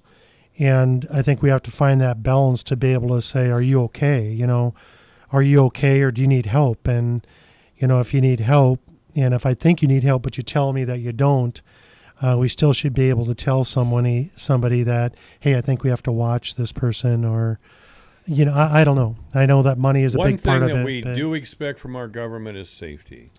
That's why we have a fire department and a police department. And in the 21st century, if we need cameras in certain parts of town, which are hot spots, then that's what I think we need to do. That's I mentioned this in the last hour, and we went out to the forum out there. The forum, yeah. You maybe were listening. Yeah, to the radio. I was there. No, I was there. Oh, you were there. That's right. And I mentioned at the time that we're into a pattern where a shooting happens or something bad happens. The police show up. They scour the neighborhood. They question people. Nobody says anything, and we all go home. And it happens again next week, next month, or terribly like it did last night at St. Paul Lutheran Church. We just can't continue on that way. And now there's some incident over in a residential area by St. Edmunds. It's absurd. We need to do something. I can't put it on state legislators. And I think even when you talk local government or a police department, you can't put it all on all of those entities. It's going to have to go deeper into all of us. All of us are going to have to take ownership and try to solve this together, and not point the fingers at anybody, because that's really not going to help the situation. No. I talked about that also in the last segment, that there's a lot of finger pointing going on about why. I don't know if this guy's mentally ill. I don't know anything about him. I asked around to some people in his age group if anybody knew anything about it. Not really. I don't know if he's a native of Fort Dodge. At this point, I don't even care. I don't. What I do know is that we need to do something different, and that means all of us. We've gotten awful complacent here. I'm going to pay taxes, and I'm assuming I'm paying in taxes for protection, fire and police. That's good, but the fire and police camera everywhere. Right. We got 46 officers. 7 days a week. Right. 24 hours a day, 365. And this is a time of confirmation class. Of all the times you would think, late afternoon, confirmation, starting to meet, to teach young adults about the Word of God, and then this, happens, which I'm sure we'll probably find out what happened a bit. Sooner or later, you just don't don't know why. And that's one thing I will say about Chris and her kids, even though it's a tragic loss for the family and the St. Paul family. The faith of Christianity teaches that we don't know the answers to why all these things happen. I mean, that you went through Catholic school, and if we have to know the why of every single thing that happens, we drive yourself goofy trying to figure it out. And there are some things that we just don't know, but the faith that we hold to is that this happened and there has to be a reason for it to happen, and hopefully something good will come from this, tragedy. I hope so. I hope it's That's the way Ellen has always taught us is, strength comes from tough situations. And I think he would want us to cling to what he taught, because that's what he taught, He wouldn't say this, but I will. What we've witnessed is shocking, brutal depravity. There's no other way to describe a 64-year-old minister of Christ being beaten to death right outside his own church. I would be shocked if it happened in New York, Moscow, or whatever, and it happened about 6 blocks from where I live. So if something good will come from this, one thing, the warm memory of Reverend Henderson that we'll all carry with us, but more importantly, I hope this shocks us into some sort of action. And I don't think we can forget all the good that he has done. No, he's made differences in lives that if he were here to tell some of the stories of things that he has taken part in that he wouldn't take credit for, would be unbelievable. Now that you're bringing up what he would teach, he would be the first one to forgive his killer and urge us to do the same thing. Right. I just don't have that as he did, and I knew it when I knew it. And I would think that when I would talk with him, I would meet him, and he really lived a Christian life, and I every now and then I meet somebody and I think he loved people, didn't he? He did. He loved people. And I said he would have been a good salesman because he had a way to be able to gain the trust of anybody just by his warmth and his conversation and he's like a chameleon. He could pretty much blend into any conversation. Yeah, he could, and well, we need to grieve, that's for sure, and that's going to take a while. Yep. But we need to come out of that grief with a determination to do something about this problem. The way for us to make a difference. It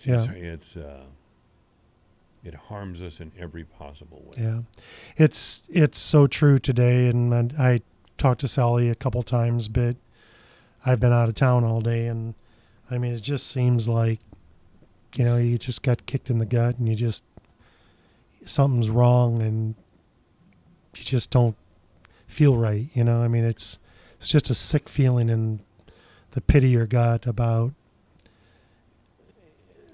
Well, I have a suggestion here.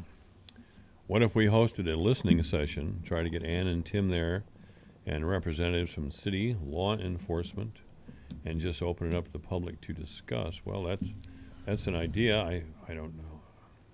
Maybe we could. This is from Councilman Conrad, by the way.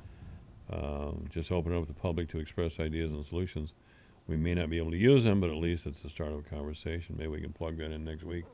That's a great idea. We could talk with the guys out to Iowa Central and get a room out there. Maybe in the bioscience building. We'll have to see how that works out. But well, and it would involve everybody. It involves our local police department and our patrol Certainly. And firefighters, and I wouldn't be opposed to it. We've got to start somewhere. We do. Tim, thanks. Yep. Tim, and again, I express my deepest sympathy to you and all members of the St. Paul congregation.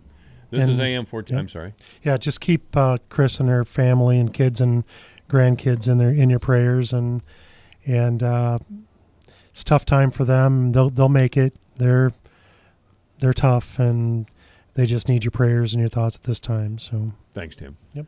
AM 1400 KVFD. You work hard, and you deserve to get the most for your money, like health insurance coverage with the largest, most accessible networks. so you can choose where you want to go for care. Like having multiple plans so you can choose the coverage that works best for you.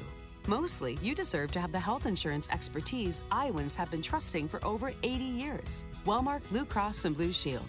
To find the small business or individual plan that's right for you, talk to your local agent about Wellmark today. Get started at wellmark.com. Your news, your town, your station. KVFD News when it breaks. With your KVFD News update, I'm Rob Jones. According to reports, there were shots fired this afternoon near the Dodger Townhomes in the 600 block of North 23rd Street. As a result of those reports, as a precautionary measure, St. Edmund Catholic School was placed on a lockout for a period of time this afternoon. According to St. Edmund School President Mary Gibb, that lockout was lifted around 2:30 this afternoon. There was no further information available as of the time of this report. We plan to have more on this story as new details emerge. 36-year-old Fort Dodge resident Joshua J. Pendleton, who has been charged with first-degree murder and first-degree robbery and is accused of slaying Pastor Alan Henderson at St. Paul Lutheran Church yesterday evening, made a court appearance this morning via video conferencing from the Webster County Jail. During that appearance, he became visibly agitated and had multiple emotional outbursts in the video conference room at the jail. Pendleton asked to consult his attorney and then was led out of the room. The judge stated this initial court appearance will be continued tomorrow. There will be a 6 p.m. service tonight in the sanctuary at St. Paul Lutheran Church and a 7 p.m. candlelight vigil outside the building in the memory of Pastor Alan Henderson. Webster County Supervisor Keith Dinklau was a guest on Divine's Intervention with Mike Divine on KVFD AM 1400. With St. Edmund Homecoming coming up, the supervisor talked about the Webster County Courthouse being open for St. Edmund students to take pictures with their dates for homecoming in the case that we have inclement weather in the area. If it's wet, raining out, you want to take pictures with your dates and your friends, there's no place to go. The courthouse has some really nice places to take pictures on the steps. It's an event. Homecoming St. Edmunds, if it's raining or you need a place to take pictures, Bob said he would open it up at 5. The City of Fort Dodge Public Works Department is announcing that beginning today there will be a lane closure at the intersection of 19th Avenue North and 26th Street. Traffic will be reduced to one lane for concrete repairs in that area and will remain that way until the work is completed.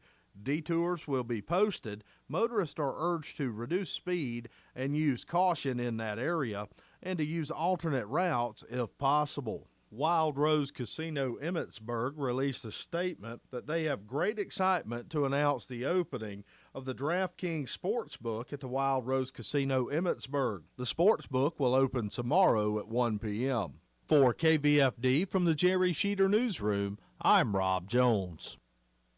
Here's the AM 1400 KVFD weatherology forecast. Cloudy skies with a few peaks of sun this afternoon with daytime highs approaching 56. Northwesterly winds 8 to 15 miles per hour. Partly cloudy skies tonight, lows around 39. Sunshine mixed with clouds at times again tomorrow, daytime highs approaching 59. A dusting of snow tomorrow. From the Weatherology Weather Center, I'm meteorologist Jennifer Wojcicki. Currently, it's 53.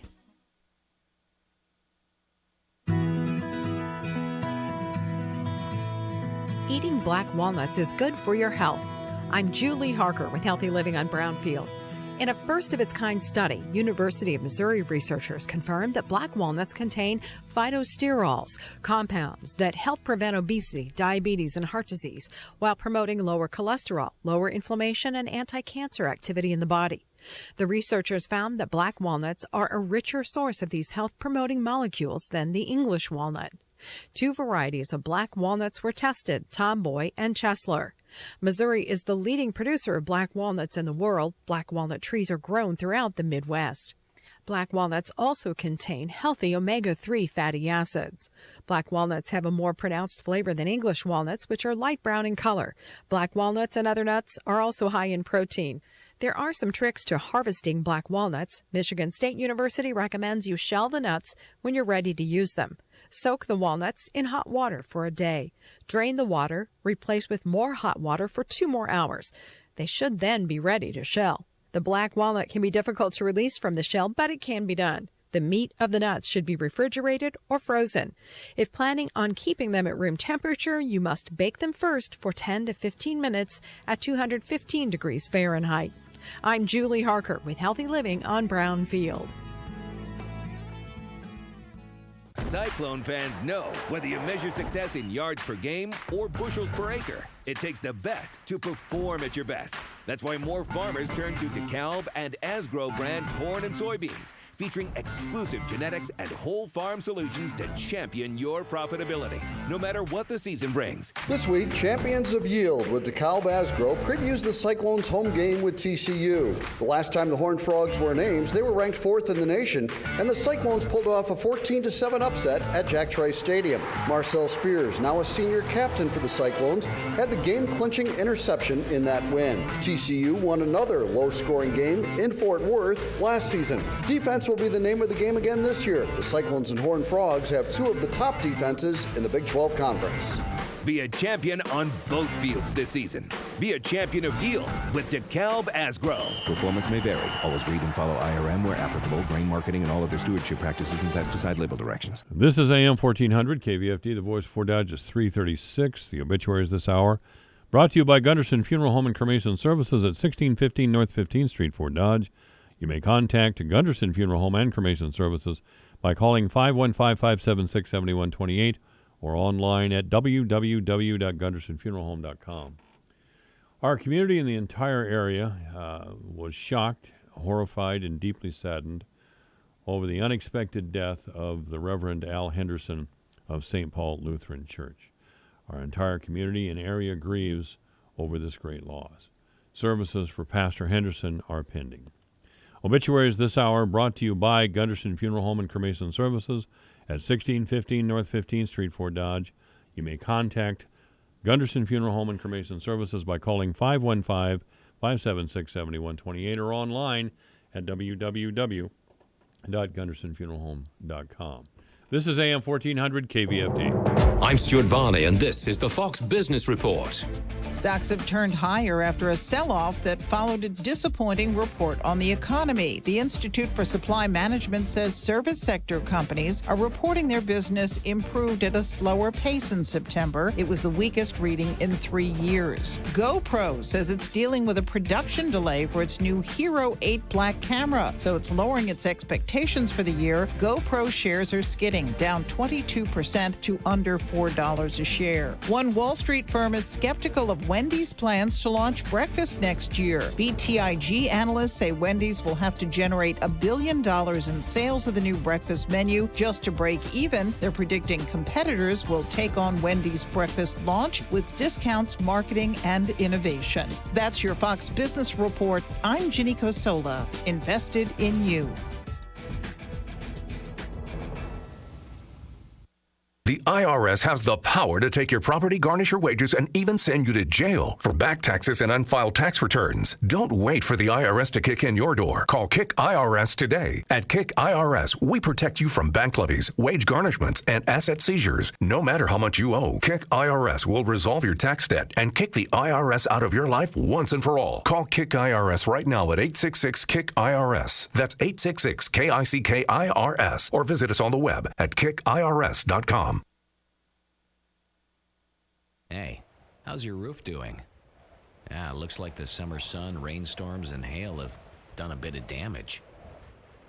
Now that winter's coming, faster than you know it, well, it might be a good idea to get it fixed, before it gets here. Spring Valley Roofing and Gutters will ensure your roof is ready for the harsh Iowa winter. Call 576-6438 for a free estimate. This is AM 1400 KVFD, the voice of Fort Dodge. I'm Michael Devine. Yeah, we're going to have Rob Jones, our news and sports director, in here in just a few minutes to talk about reports of shooting in a residential area, for God's sake, over by St. Edmund High School. This is just depravity. This is going to have to stop, and we're all going to have to pull together to get it to stop. This is St. Edmund's homecoming weekend. A minister of God has been murdered right outside his church. This is not some third world country, is it? Or is it? This is what we lost. State Patrol, EMS, those people who... I'm sorry, I'll have to, here, I've got to do this. I lost it, doggone it. Here we go. I'm just not not very tech smart today. Those people who serve us selflessly, day after day, night after night. We give thanks for them, we encourage them, and we keep them in our prayers. On behalf of all first responders, I'd like you to pray with me now the firefighter's prayer. When I am called to duty, God, wherever flames may rage, give me strength to save a life, whatever be its age. Help me to embrace a little child before it's too late, or save an older person from the horror of that fate. Enable me to be alert, to hear the weakest shout, and quickly and efficiently to put the fire out. I want to fill my calling and to give the best in me, to guard my neighbor and protect his property. And if, according to your will, I have to lose my life, bless with your protecting hand my loving family from all strife. Amen. That is particularly haunting at the end. If it is your will that I lose my life. In service. That's the fireman's prayer. And that's from a 9/11 remembrance 3 years ago downtown. The Reverend Al Henderson. I don't think it could have been read any better. It's a long day. It's a long day today. 53 degrees right now. It's going to be sunny today with a high maybe of 55. Overnight partly cloudy with a low of 39. Tomorrow sunny with a high of 60. Overnight Friday into Saturday, some rain Saturday morning. And it'll be windy Saturday morning. Sunday, it should be sunny with a high of 62. Monday, sunny with a high of 62. Tuesday, it'll be sunny with a high of 67. On Wednesday, it'll be mostly sunny with a high of 67 degrees. So when it gets dry, when it dries up like that, when the sun comes out, gets a little windy and the ground dries, the farmers will be in the field like madmen. So they're a little bit behind, a couple of weeks behind, probably, according to Supervisor Dinklaw, who was here yesterday. So they'll want to get the crop out of the field, that's for sure. That's understandable. I would, again, warn everybody that there's big equipment on the field or on the road, big equipment on our highways and blacktops. And a combine can't go 70, and it's a big old sucker, so you just have to be patient. I have to be patient. Believe me, I'm an angry driver sometimes. I get very impatient. I could be the most impatient driver in town. I don't know. But even I understand that laying on a horn behind a combine or a tractor pulling some wagons is stupid. Just stupid. You're not going to get the tractor or the combine to move any quicker. And if I get in a big hurry and start trying to tear around and pass a combine, when it's dark especially, I could get somebody hurt, like me, for example. I could get somebody hurt, or I could hurt somebody else. And who needs that? You may have heard Supervisor Dinklaw yesterday talking about having the courthouse open. I think Supervisor Thode actually is going to have the courthouse open at 5 o'clock on Saturday evening. It's homecoming weekend for St. Edmunds. And I didn't even know this was a thing, but I guess it's been going on about 10 years. High school kids, they did it for the senior high kids, and now they're going to do it for the St. Edmund kids. They're going to open up the courthouse so the kids can have their pictures taken in their finery against the backdrop of the interior of the grand old courthouse that we have here in town, which is a nice thing. You know, homecoming is always very exciting for the kids. Very exciting for the kids. And recent events, I hope don't put too much of a damper on it for them. You know, in all this, we lost a guy who makes kaleidoscopes. I met Leonard a time or two.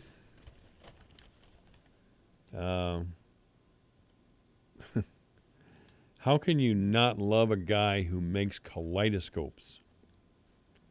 How can you not think that guy is a cool guy who puts together puzzles and kaleidoscopes and does it all with kind of great cheer?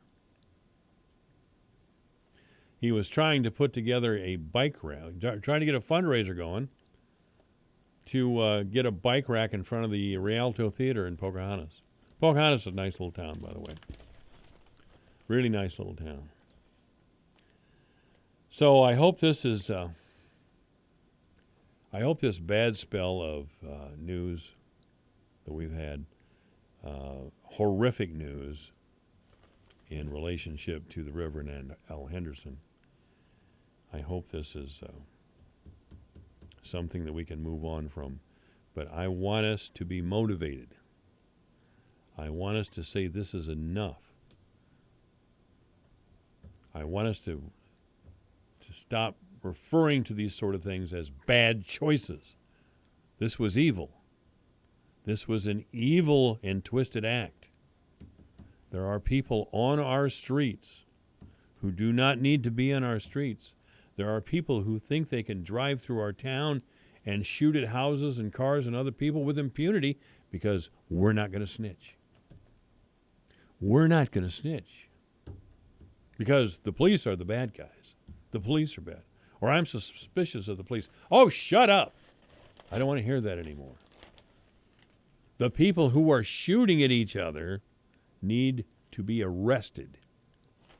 Those who are bullying others into silence need to be confronted. Mayor Bremrick will be here at right after the news at 4 o'clock. I know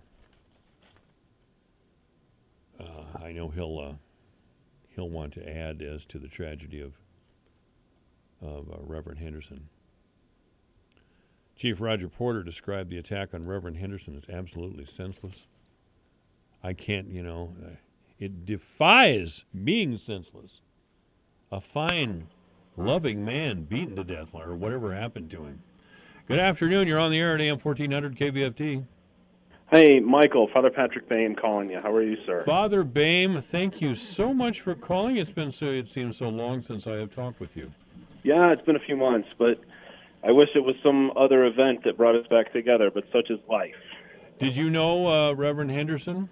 I knew him a little bit. He and I had, we worked together a little bit, and our paths crossed during my time in Fort Dodge.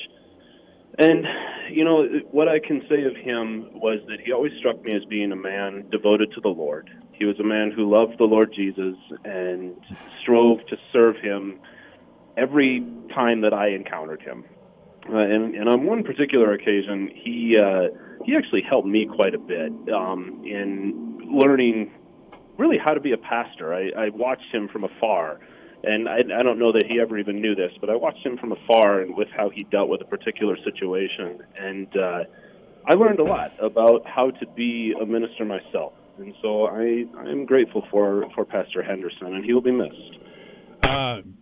Pastor Hill and I speak of you often, on the air and off.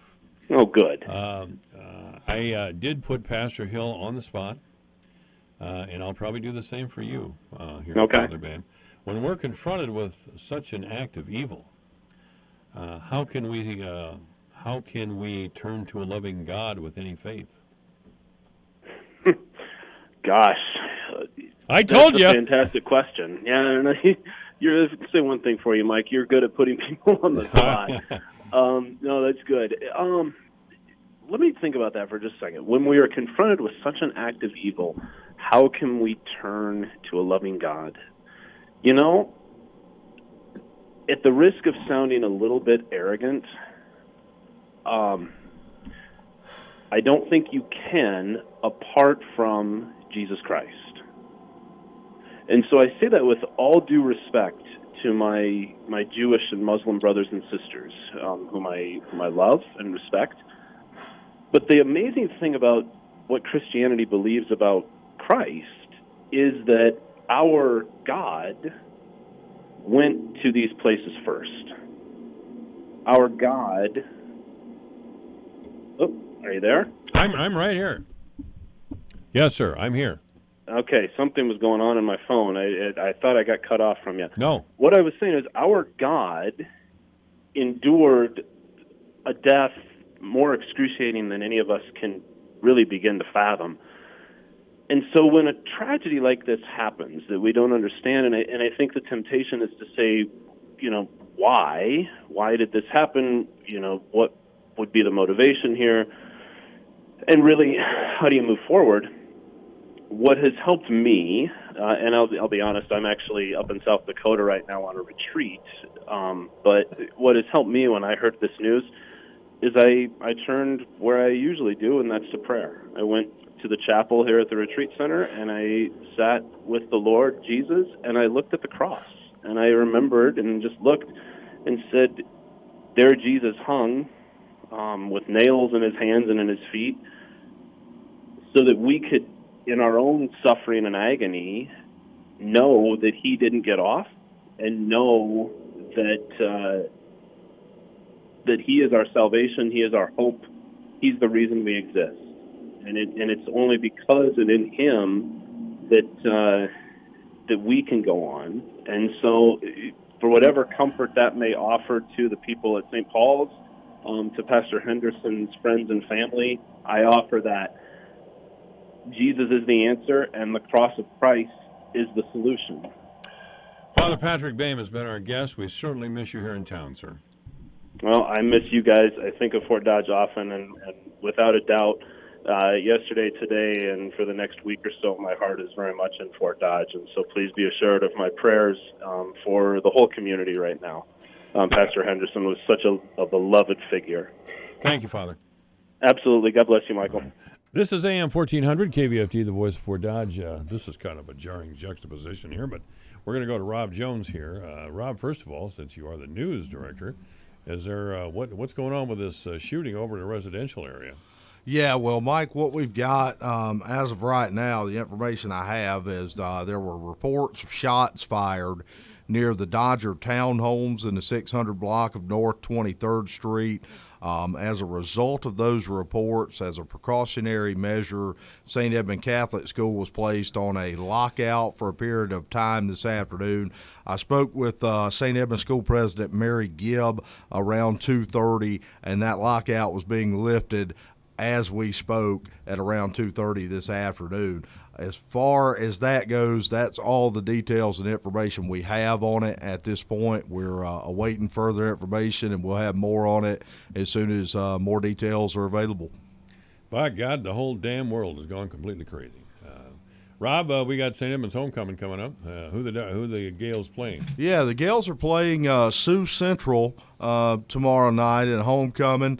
They've got Sioux Central. Gales, you know, they've lost 2 in a row, 2-3 on the season, looking to get back at 500. That game's going to be available for you to listen to on 99.7 FM, a 6:45 pregame and a 7 p.m. kickoff on 99.7 on our streaming platform, yourfortdodge.com. Injury bug, Mike, has bitten St. Edmund. They've had issues with injuries. Drew Schaefer, their quarterback's been out. Charlie Shepard Shelley, one of their playmakers as well on the offensive side, has been out, and Sean Flattery at running back, who's had a tremendous season. He's been banged up as well. So they've had issues with injuries. Hopefully they can get some guys healthy and back in the mix tomorrow. I know Coach Dillon, and talking to him, Coach Matt Dillon, he's kind of frustrated with the injury bug, and hopefully they can get some guys back close to 100% tomorrow and have some of those guys back, because I know it's really hurting their offensive production. They're coming off a kind of a blowout loss last week, 34-7 to IKM Manning, and so they're trying to get everything back together for homecoming and get back at the 500 mark if they can beat Sioux Central tomorrow night. That'll be good. Yeah, would be good. That'll be real good. Yeah, hopefully they can get some of these guys back. They're St. Edmunds is a program, a small school. When you have injuries to guys like that, it's hard to replace those guys, because you've got those guys. Not only are they, detrimental on the offensive side, but all their players, their top players, all play both sides of the ball. So when you lose a guy, you lose him on both sides of the ball. You're trying to replace two positions. So they've had some issues with that, and hopefully they can get some guys back ready to go tomorrow night. Yeah. The Dodgers are playing who? Dodgers are on the road at Drake Stadium, Drake University. They're taking on Des Moines Roosevelt. Look out. Night. 92.1 will have that game. 92 Rock, 6:45 pregame, 7 p.m. kickoff. I'll be at Drake University for the very first time. Never been down there, so I'm looking forward to doing that game. It's a grand old stadium. Yeah, at the Drake Stadium there. Looking forward to it. Des Moines Roosevelt 4-1, Fort Dodge 4-1. Of course, the Dodgers coming off that heartbreaking loss last week to that was tough, wasn't it? Southeast Polk, man. 46-yard field goal from the hash mark as time expired. Wow. Big time kick. You got to tap, kind of just tip your hat to a high school guy that can make a kick like that. I guess. Tremendous Man kick. alive. I thought the Dodgers really played their heart out in that game. Had a chance to win. Now, because in the state of Iowa you don't have a bye week in high school football like you do in most states, everybody's feeling the impact of the injury bug, and Fort Dodge is feeling it too, with some issues on the defensive line with depth there. They had a young man, I won't say his name, they did have a young man that went out as a result of an ejection in the last game against Southeast Polk after a little scrape there. Well, one of the Dodger boys? Yeah, and he's gonna be out tomorrow night as a result of suspension from that ejection. Oh, really? Yeah. So I don't want to put the kid on the spot, but that's going to hurt the defensive line. Then the backup for that young man, a young man named Rico Jolly, came in the game last Friday and suffered an injury. He's going to be out probably about 3 weeks, according to the coaching staff at this point.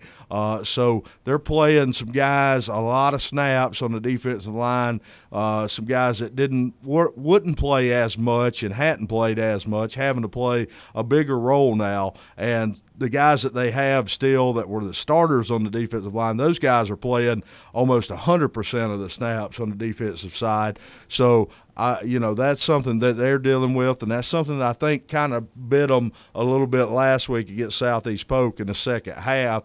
Defense was on the field a lot in that game, and as a result, I think they got worn down due to the lack of depth because of those issues. It didn't seem like the game plan changed any.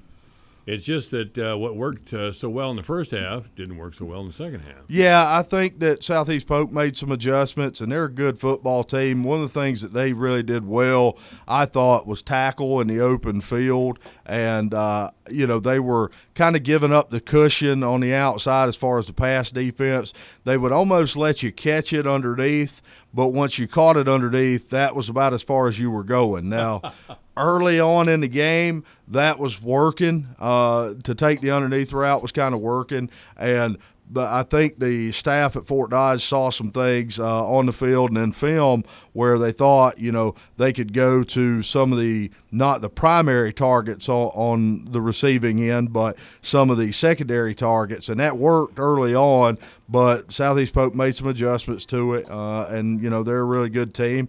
And then the Fort Dodge defense, I thought, played well, but I thought they got kind of worn out in the second half, being on the field a lot. And as a result, Southeast Polk was able to score there. And their tailback, Davion Montgomery, is a very talented young man. He really, in the second half, turned it on. He's the reason why Southeast Polk was in the game and the reason why they won the game. He had 3 touchdowns, all in the second half.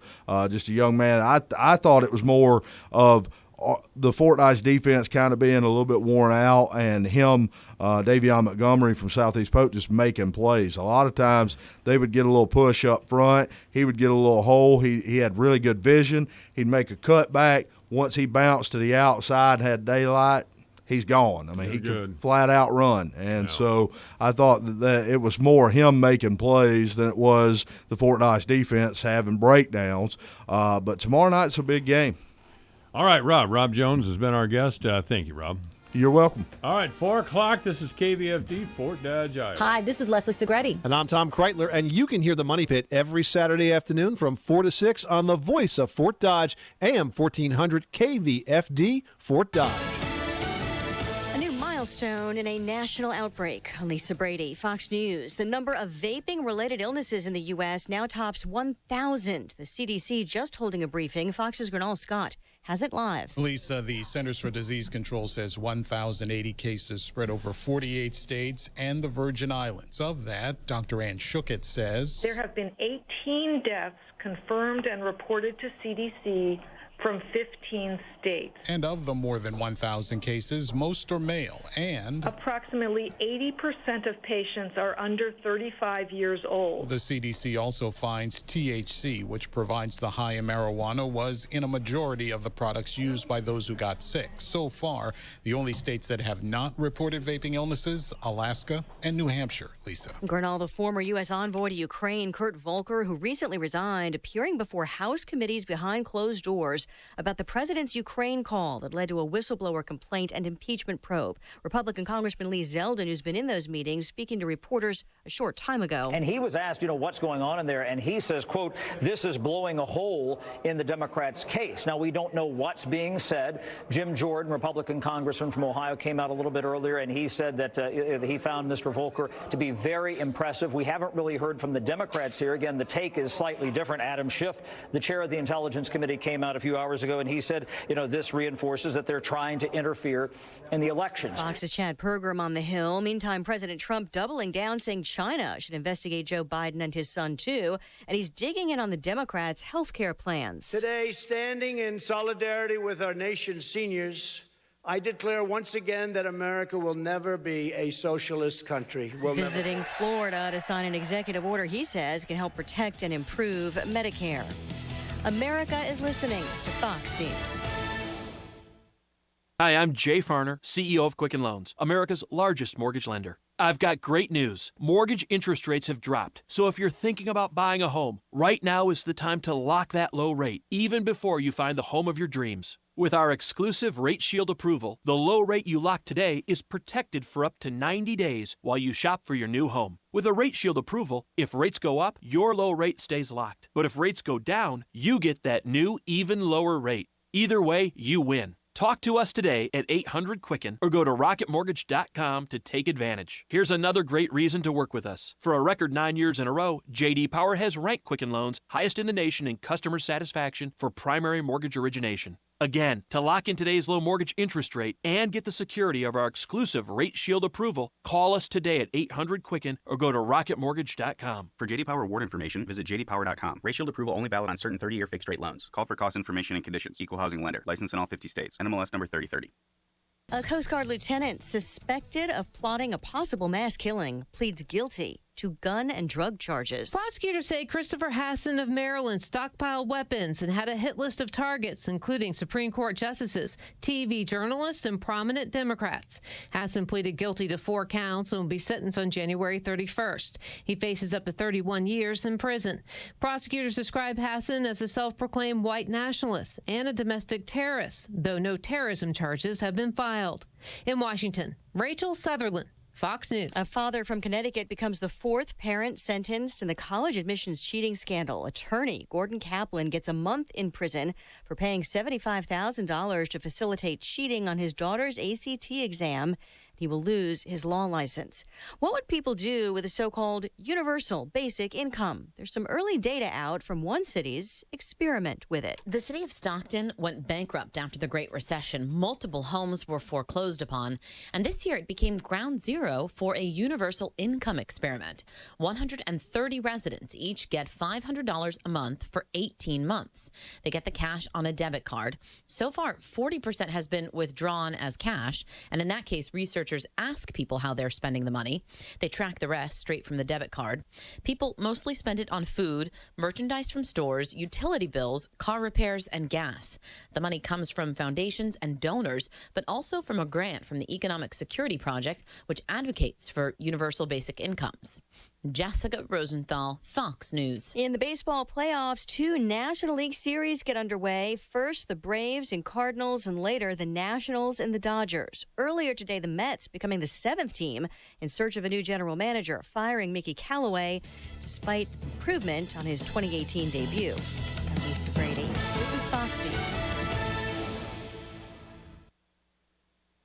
News. Your news, your town, your station. KVFD News when it breaks. With your KVFD News update, I'm Rob Jones. According to reports, there were shots fired this afternoon near the Dodger Townhomes in the 600 block of North 23rd Street. As a result of those reports, as a precautionary measure, St. Edmund Catholic School was placed on a lockout for a period of time this afternoon.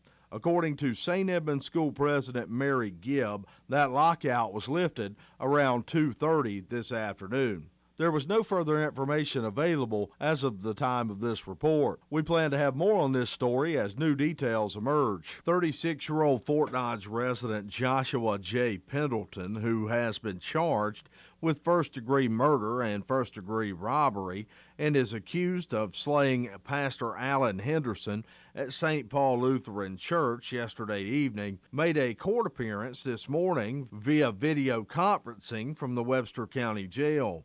During that appearance, he became visibly agitated and had multiple emotional outbursts in the video conference room at the jail. Pendleton asked to consult his attorney and then was led out of the room.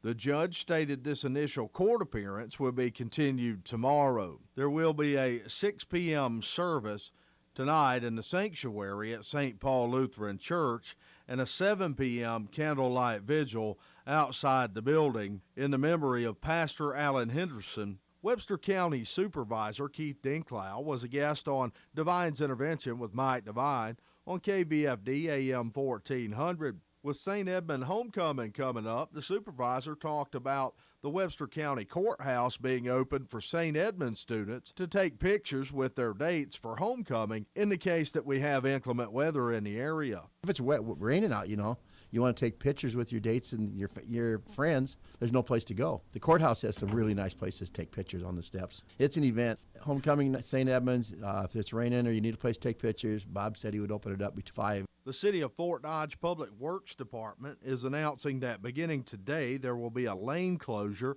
at the intersection of 19th Avenue North and 26th Street. Traffic will be reduced to 1 lane for concrete repairs in that area and will remain that way until the work is completed.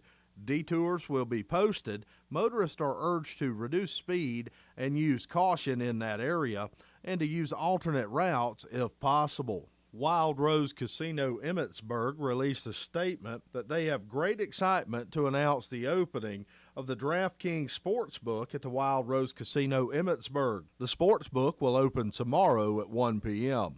For KVFD from the Jerry Sheeter Newsroom, I'm Rob Jones.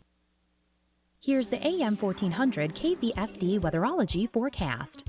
Cloudy skies with a few peaks of sun this afternoon, with daytime highs approaching 56. Northwesterly winds 8 to 15 miles per hour. Partly cloudy skies tonight, lows around 39. Sunshine mixed with clouds at times again tomorrow, daytime highs approaching 59. A dusting of snow tomorrow.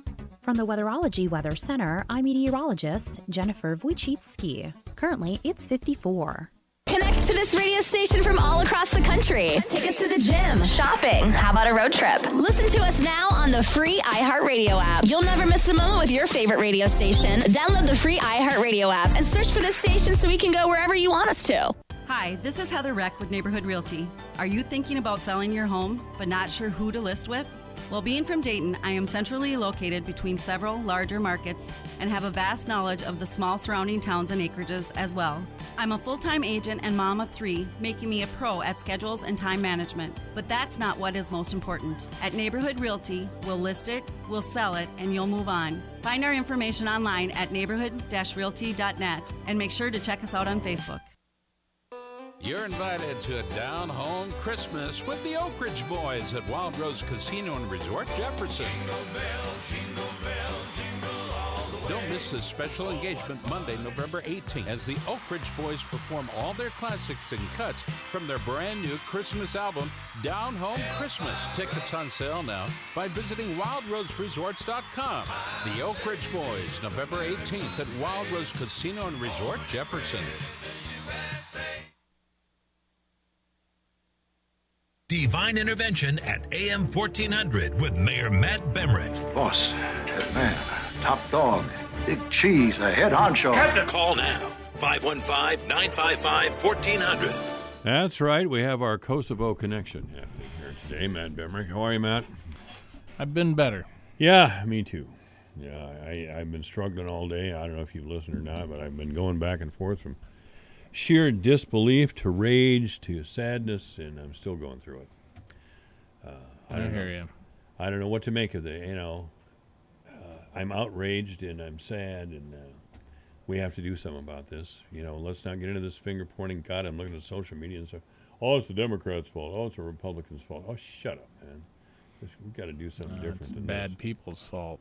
That's right. It is bad people, and I've said this a few times today, and since the forum out at Friendship Haven in the Celebration Room, which is a pretty nice building, by the way, when Councilman Conrad and Melvin Newsom and Jim Underwood, I believe his name is, were there.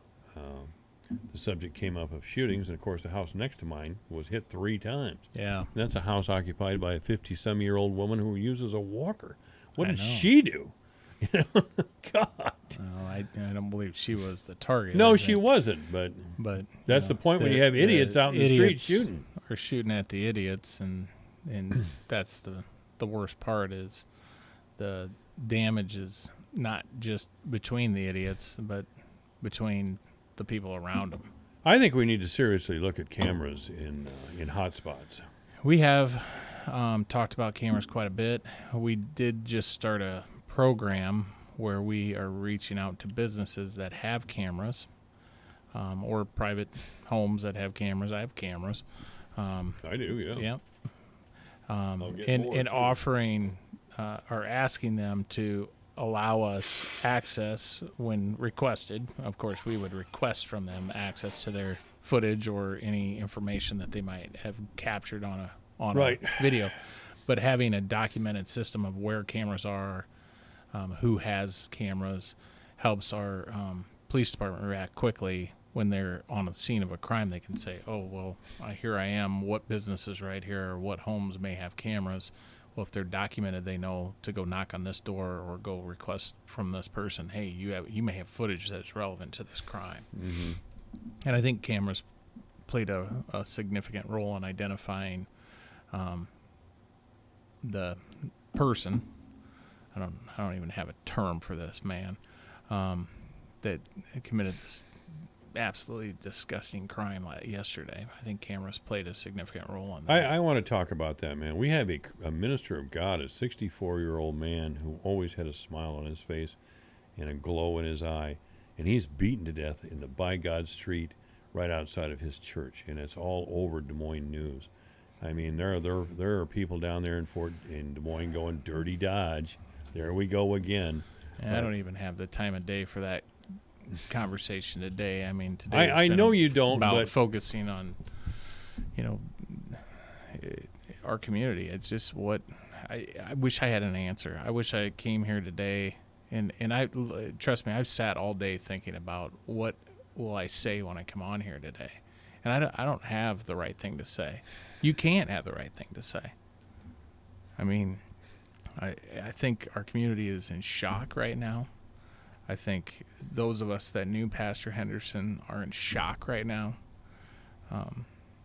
It's the kind of day that makes you feel like a speck of dust on this earth.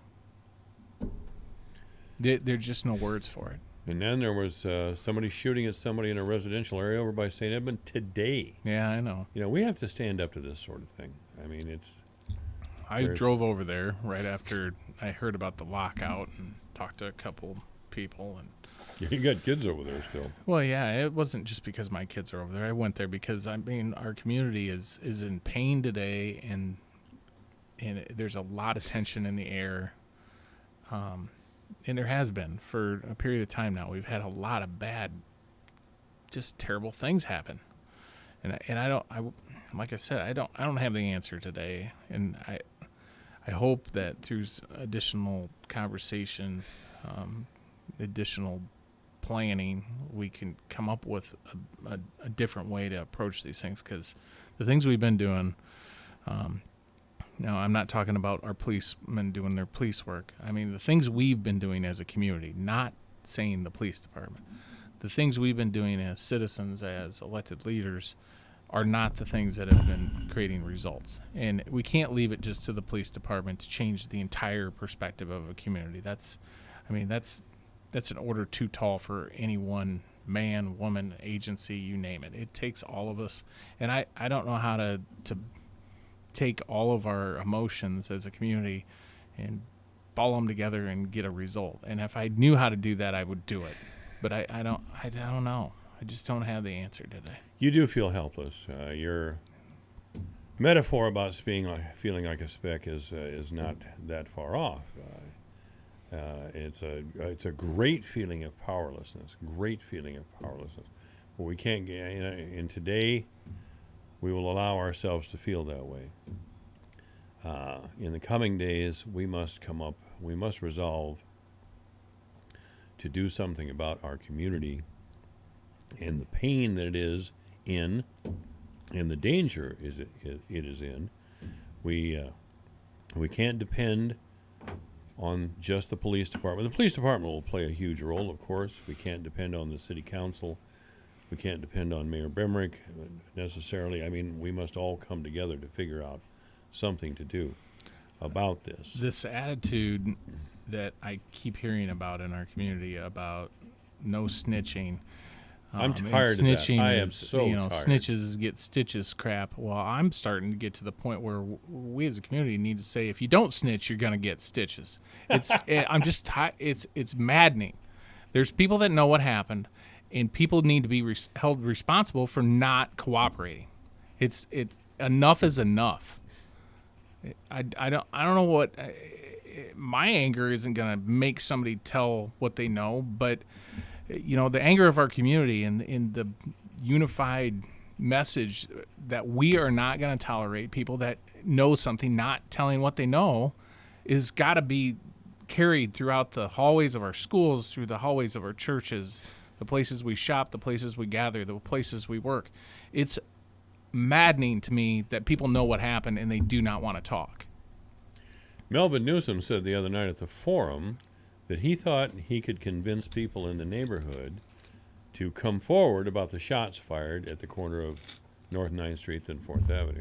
I would call on... Well, then I would say he has a responsibility to do that. Yes, if that's right. If he can get someone to tell us that, then he should do it.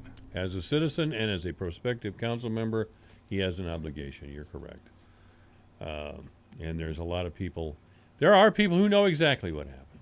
You're right. There are people who know what to happen to Prescott. It was thrown out in out in a plowed field like a sack of garbage. I mean, come on. Enough is enough. This was that Reverend Henderson was so respected, well liked, and well known in our community. I don't know what to make of that. Again, I've been going back and forth or around. I've ridden the roller coaster today of anger, of sorrow, the different stories and things I remember of pastor that make you smile. I mean, it's a tough day, and they're gonna be tough. And I think we owe it not just to him, but to our entire community. We something in our culture in this community has got to change. I had Steve Rowe in here a little earlier, Beacon of Hope. Yeah. And I was fortunate to have a number of community people here today. But Steve seemed to imply that we needed more money for mental health, and that, of course, he deals with a lot of these people. He deals with people who are on the street here in Fort Dodge. Steve said there's a lot of these folks running around our town. There is. And most of them are mentally ill. And it seems like that number has grown. It does, and maybe it's because, some people even say it's because of the Beacon of Hope, but I hope that's not the truth. Because God bless Steve Rowe and his work at Beacon of Hope. But there does seem to be, especially in our downtown area up 9th Street, a lot of people who seem mentally disturbed. There's a girl, not a girl, but a woman well into her 30s, walks up and down 9th Street, sometime down 4th Avenue North to the east, and 5th Avenue North, who talks to herself loudly, late at night sometimes. I know, I've seen her. Yeah, and she looks at people like she'd like to bite them. She looks like she's afraid, Yeah. I'm not a doctor. Paranoid schizophrenia, hell, I don't know. Yeah. But I know the poor girl has some kind of problem and shouldn't be on the street for the good of everyone. I definitely think mental health plays a role, but there's a lot of just people, these people that are shooting,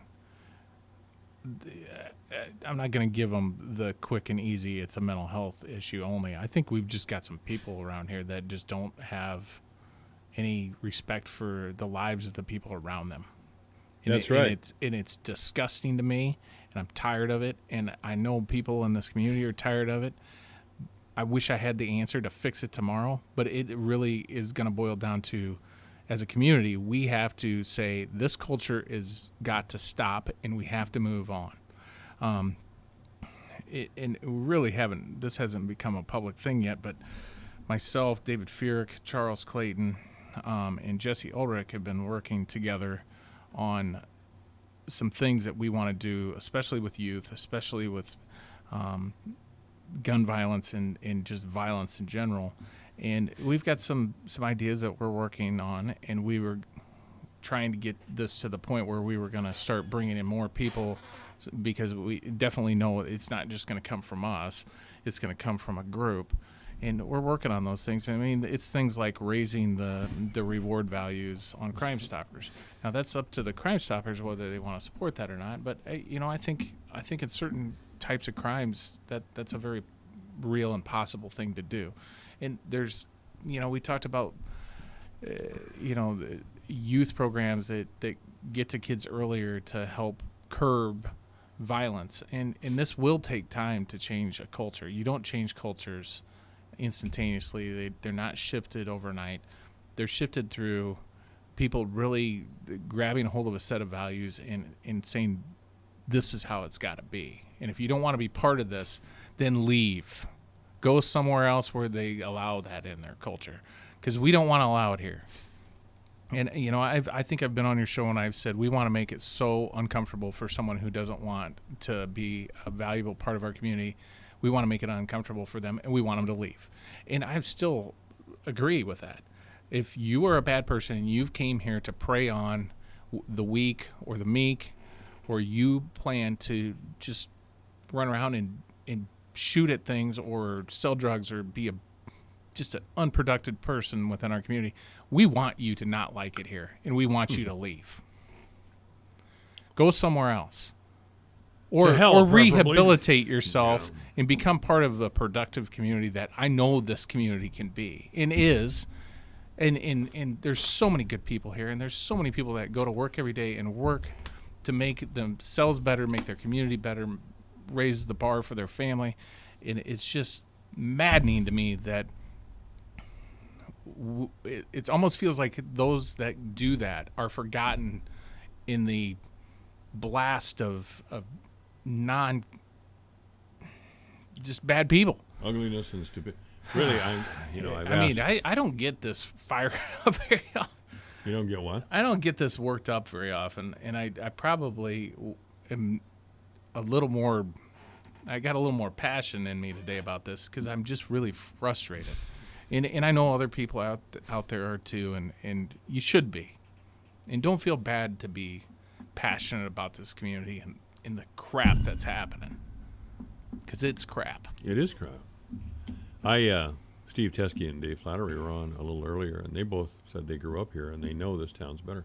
I chose to live here, by the way, ladies and gentlemen. I moved away from Fort Dodge twice, moved to other states, and came back not to my hometown, but to my real hometown, which is Fort Dodge.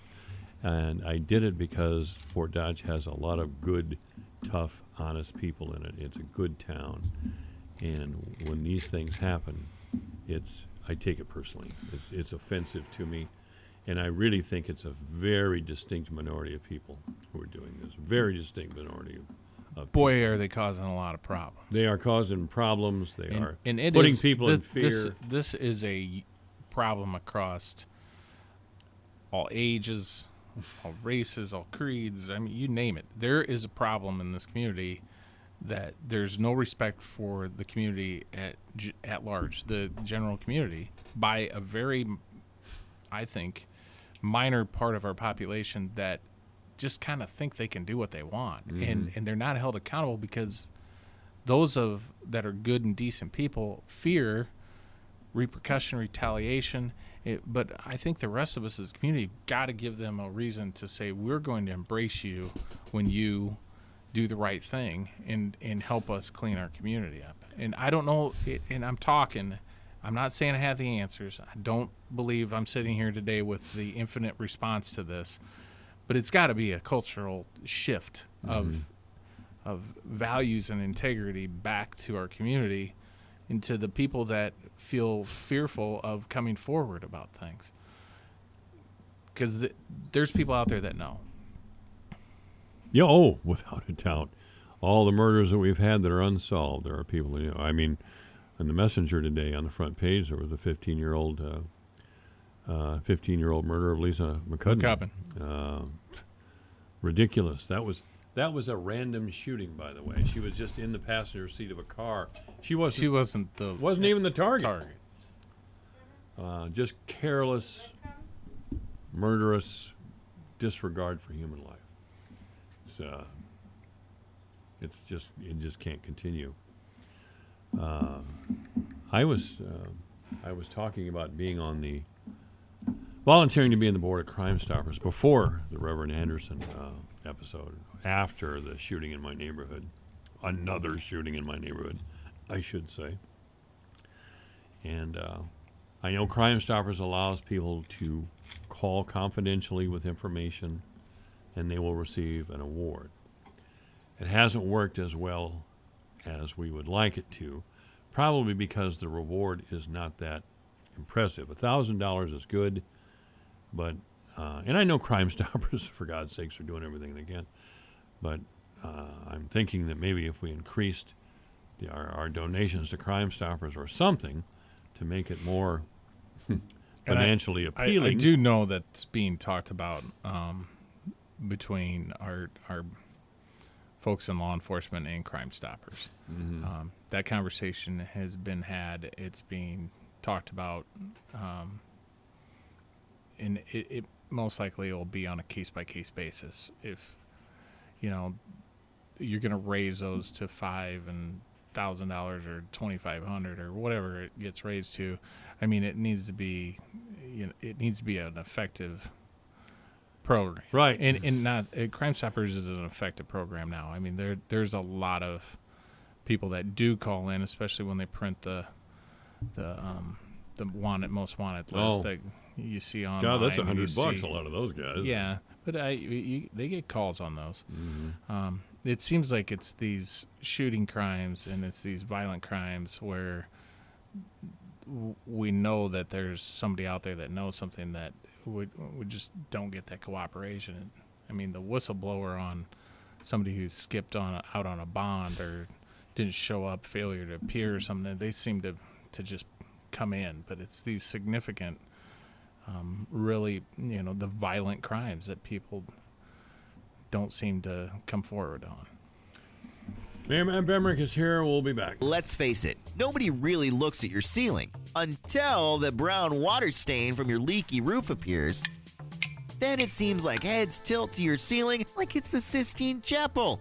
With winter coming, you really can't afford to let your leaky roof go any longer. It's time to call Spring Valley Roofing and Gutters for a free estimate. And speaking of winter, isn't it time you had the leaky windows, siding, and doors replaced too? Spring Valley Roofing and Gutters, Fort Dodge. Call 576-6438 for your free estimate today.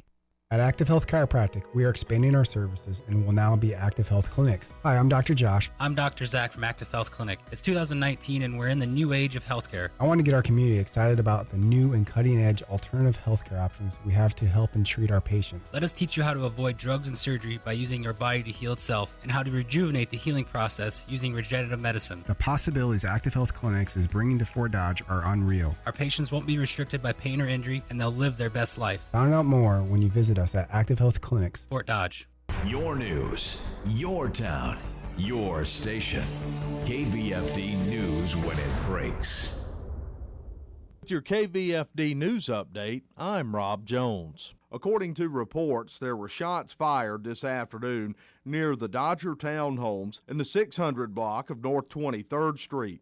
As a result of those reports, as a precautionary measure, St. Edmund Catholic School was placed on a lockout for a period of time this afternoon. According to St. Edmund School President Mary Gibb, that lockout was lifted around 2:30 this afternoon. There was no further information available as of the time of this report. We plan to have more on this story as new details emerge. 36-year-old Fort Dodge resident Joshua J. Pendleton, who has been charged with first-degree murder and first-degree robbery and is accused of slaying Pastor Alan Henderson at St. Paul Lutheran Church yesterday evening, made a court appearance this morning via video conferencing from the Webster County Jail.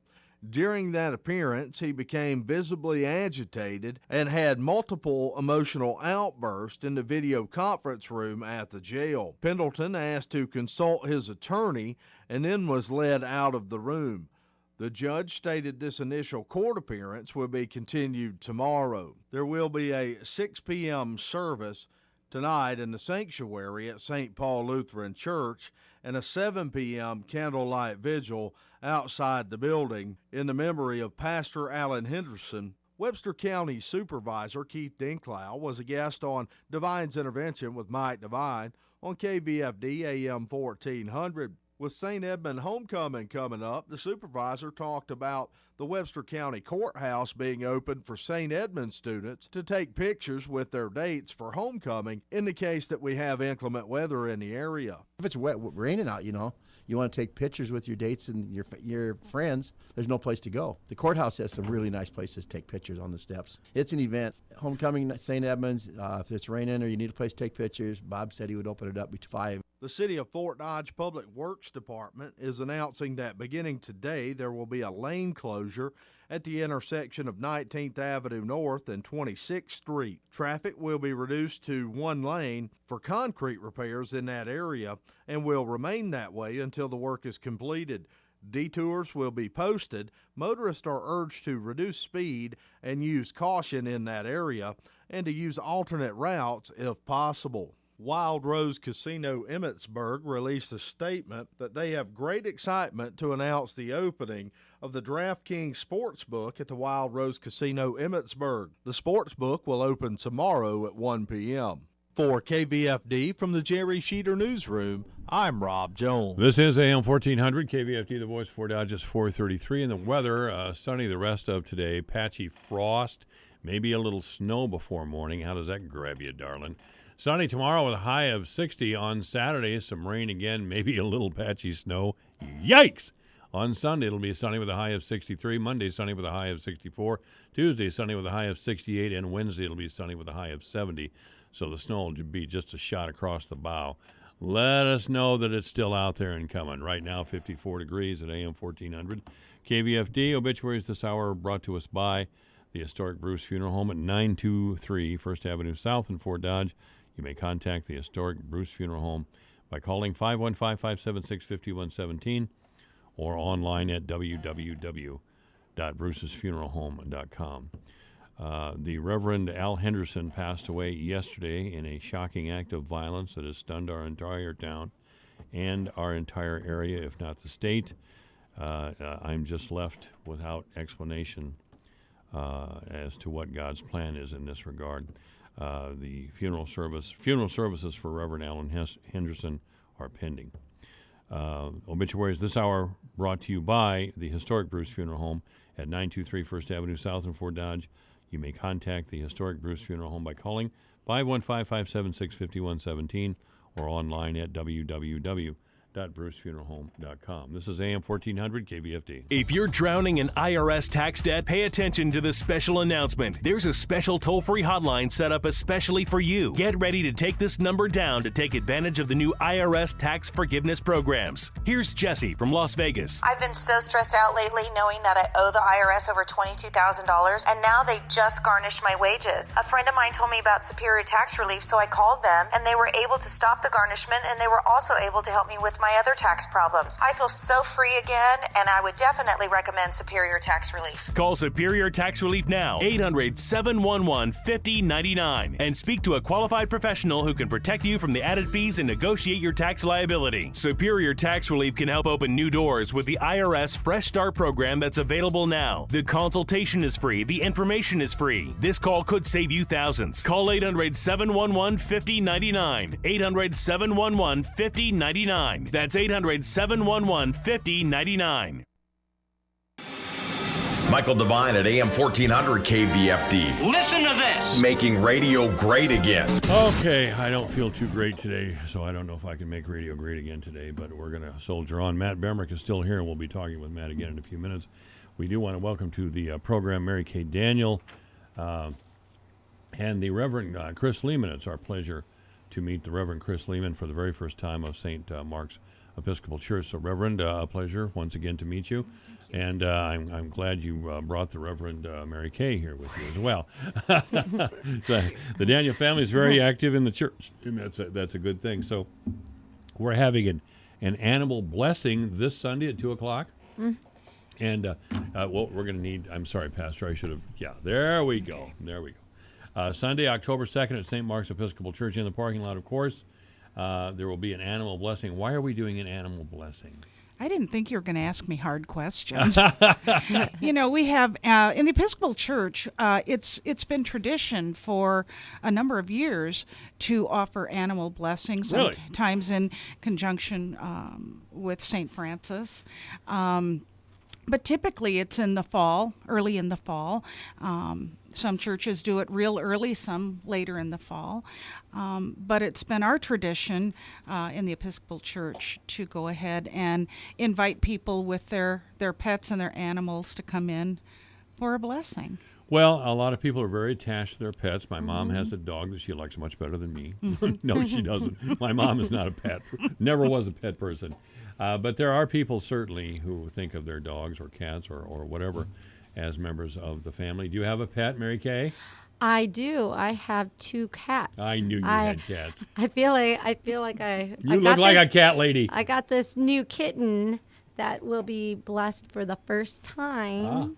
She's about 10 weeks old now. Mm-hmm. So. And your older cat has already been blessed, hasn't it? Many times. Many. Yes. Pastor, Yes. Reverend, where did this tradition come from? That's a good question. I think it has developed because of honoring St. Francis of Assisi, who that was one of his passions, taking care of animals, taking care of kids. And as you had just mentioned, people become very attached to their pets, and sometimes even more so than people. They love them when they come home, and studies show that losing a pet can often be even more devastating than losing a family member. Yeah, oh gosh, that's a lot of people are very, very well devastated when they lose a pet like that. So, is there a charge for this, or a free will donation, or what are we talking about?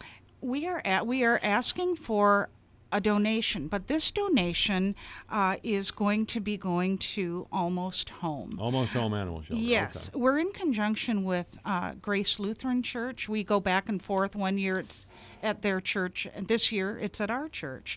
And we decided that we wanted to have a fundraiser for Almost Home. And they have many needs, including cat food and cat litter, then the clumping kind, not the non-clumping kind, bleach and laundry detergent, and that paper towels and so forth. They run on a shoestring, and whatever we can do to help them take care of their animals. They're a no-kill shelter, and we want to support that. Certainly. Now, if it's raining, the event will be held in Taylor Hall. Yes. All right. Boy, you are trusting to have all those pets in there. Absolutely. We've done it before, and it's worked pretty well, yeah. Okay. An animal blessing will be this Sunday at 2 o'clock at St. Mark's Episcopal Church in the parking lot. There will be a charity box there to help support Almost Home and the homeless animals in need. And Almost Home is currently in need of cat food, kitten food, cat litter, of course, canned cat food, bleach, laundry detergent, 13-gallon trash bags, monetary donations, 55-gallon trash bags, paper towels, folders, manila envelopes, self-sealed envelopes, dish soap, and vinegar. All that will be donated to Almost Home, and I'm proud of the wonderful animal shelter we had here now. Absolutely. I was actually named president of the Webster County Humane Society in the mid-'80s, and I think it was because I was on the radio, actually. We didn't have near the facilities then that we do now. In fact, our facilities then were pitiful, and if it weren't for a few dedicated volunteers, and I mean dedicated volunteers, there have been a lot of suffering animals, a lot more suffering animals in Fort Dodge than there were with it. So I don't mean to say at all that the people who were involved in animal welfare 30 years ago weren't dedicated, because they sure were. They definitely were. And I'm just glad that we have this wonderful facility now. Yes. And I'm so glad that you're supporting it over at St. Mark's. Mary Kay, do we need to hear anything from you? Well, all pets are welcome. All pets? So if I brought a tarantula, I could get it blown. It has happened before. Has it really? Yes. So we have cats, we have dogs, we've had birds, we've had snakes, we've had hamsters, we've had rabbits.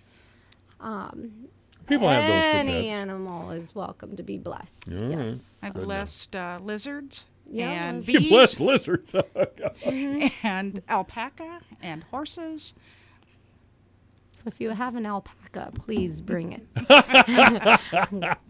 Yes. Well, okay. All right. I suppose there are muzzles available for big and aggressive dogs.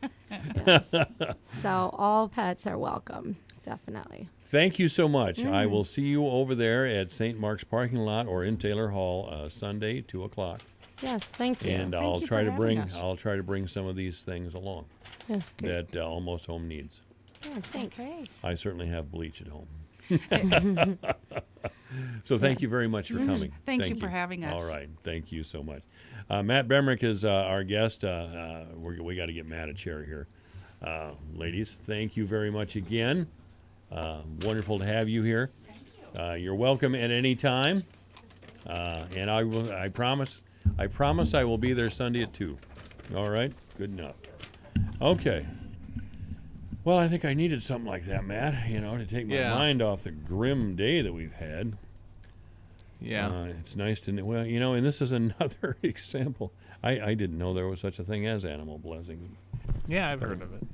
I didn't know it, and I'm glad that we do. There was, when I was on the East Coast working in radio off the coast of North Carolina, they would have a blessing of the fleet. There was fishing was a big industry. Yeah. And it was usually, even though that part of the world isn't that Catholic, it was usually a Catholic priest who did the blessing. I guess the Protestants didn't do the blessings as much. Well, frankly, I don't know. Anything I would say would be pure speculation. So I don't know, but it was usually a Catholic priest who, and a lot of boats of all kinds, fishing boats would all come into the harbor. It was quite a ceremony. It was really cool. Right at sunrise, the sun coming up over the Atlantic Ocean. Very cool. Yeah. If I knew Reverend Lehman a little bit better, I'd ask her to give me some sort of explanation as to what's happening in our town. I asked Father Bame and Pastor Hill, and they both gave me great explanations, and they will make more sense to me tomorrow than they do today. I gotta take this phone call. I'll be right. All right. Yeah. Sure. Yeah. Go right ahead. Yeah, it's been a busy day here. I want to thank a lot of community leaders who took the time to show up here. Bob Thode, County Supervisor, Roger Porter, Chief of Police, Pastor Austin Hill, First Presbyterian Church. We got a call from Father Patrick Bame. Dave Flattery, City Councilman, was here. Steve Teske, Fort Dodge Fire Chief, Senator Tim Cranbrink came. They didn't come, because they thought I was such a cool guy. They came because they're as shocked as all of us are over the tragic death of Al Henderson. I just cannot get my mind wrapped around how this could happen. I didn't want to put our ministers and priests on the spot too much, but the thought that goes through my mind is, how can we believe in a loving God to let this happen to a joyful Christian warrior like Al Henderson? I know that's a lack of faith on my part, but sorry about that. No, that's quite all right. Did you get it straightened out? Yeah, it was the police chief. So, is there any new news there? No, he forgot I was on here. It's okay though. Obviously, my doctor did as well. Yeah, well, we're in commercial break. I got out of here. What's that, man? I'll call him back when we get out here. Yeah. I'll try to call Dr. Lee's office. I thought, you were in Kosovo. We did have a real nice farm to fork thing on Central Avenue. I know. That was really cool.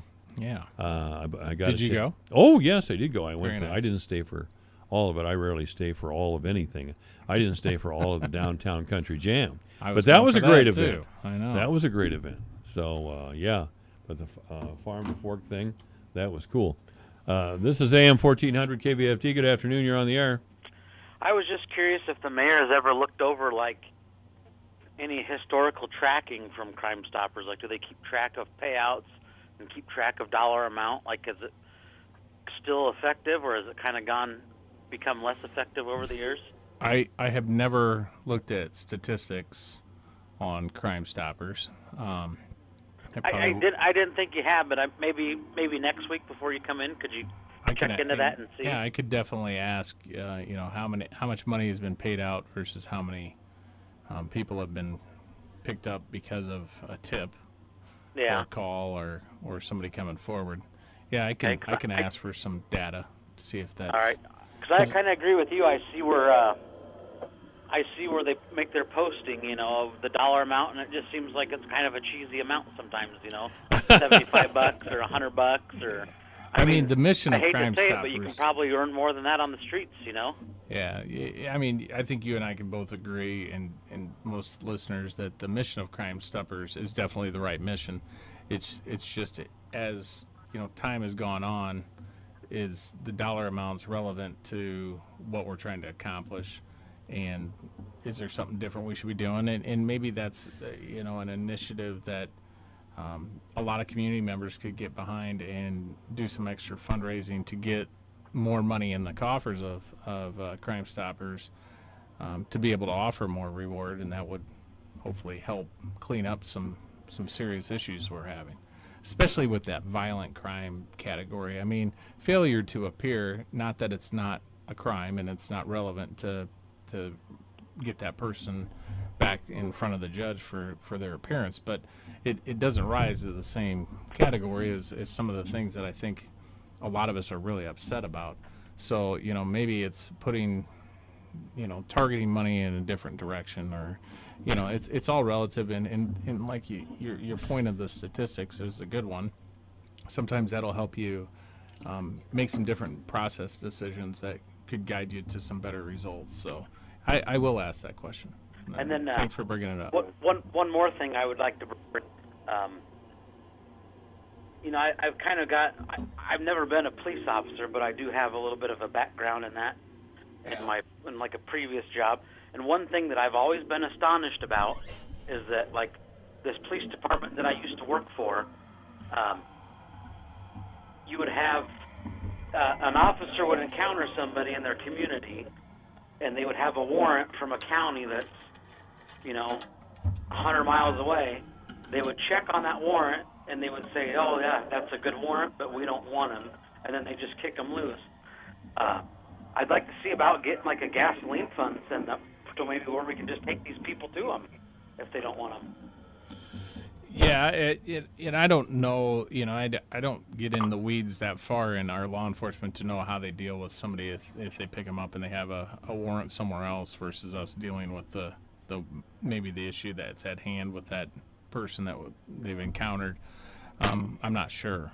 So I definitely think that is a real conversation that is worth having.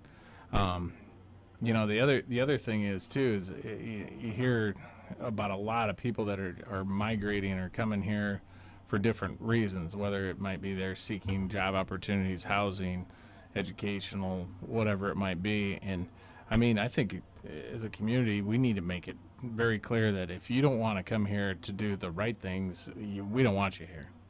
Yeah, exactly. I don't know how to send that message and to reach those people that might be coming here for whatever different reasons are coming. But if you're coming here for the wrong reason, we don't want you here.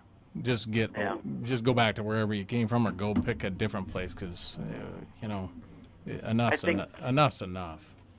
I think if the next time you talk to the chief of police and you ask him, I'm sure the same thing happens here in Fort Dodge that happens at that other agency that I used to work for. Yeah. But I think you'll find that they encounter people that are wanted, but the other department doesn't want them because they're happy that they're out of their town. Yeah. Hey, maybe we need to have a bus ticket fundraiser, and we'll just start putting those people on buses back to where they came from. It'd be nice to do that last mile connection for them and get them where they belong. Yeah. If you got a warrant in Houston, Texas, here's your bus ticket to Houston, Texas. See you later. Don't let us see you again. Yeah. Yeah. All right. Thank you. Thank you. Later.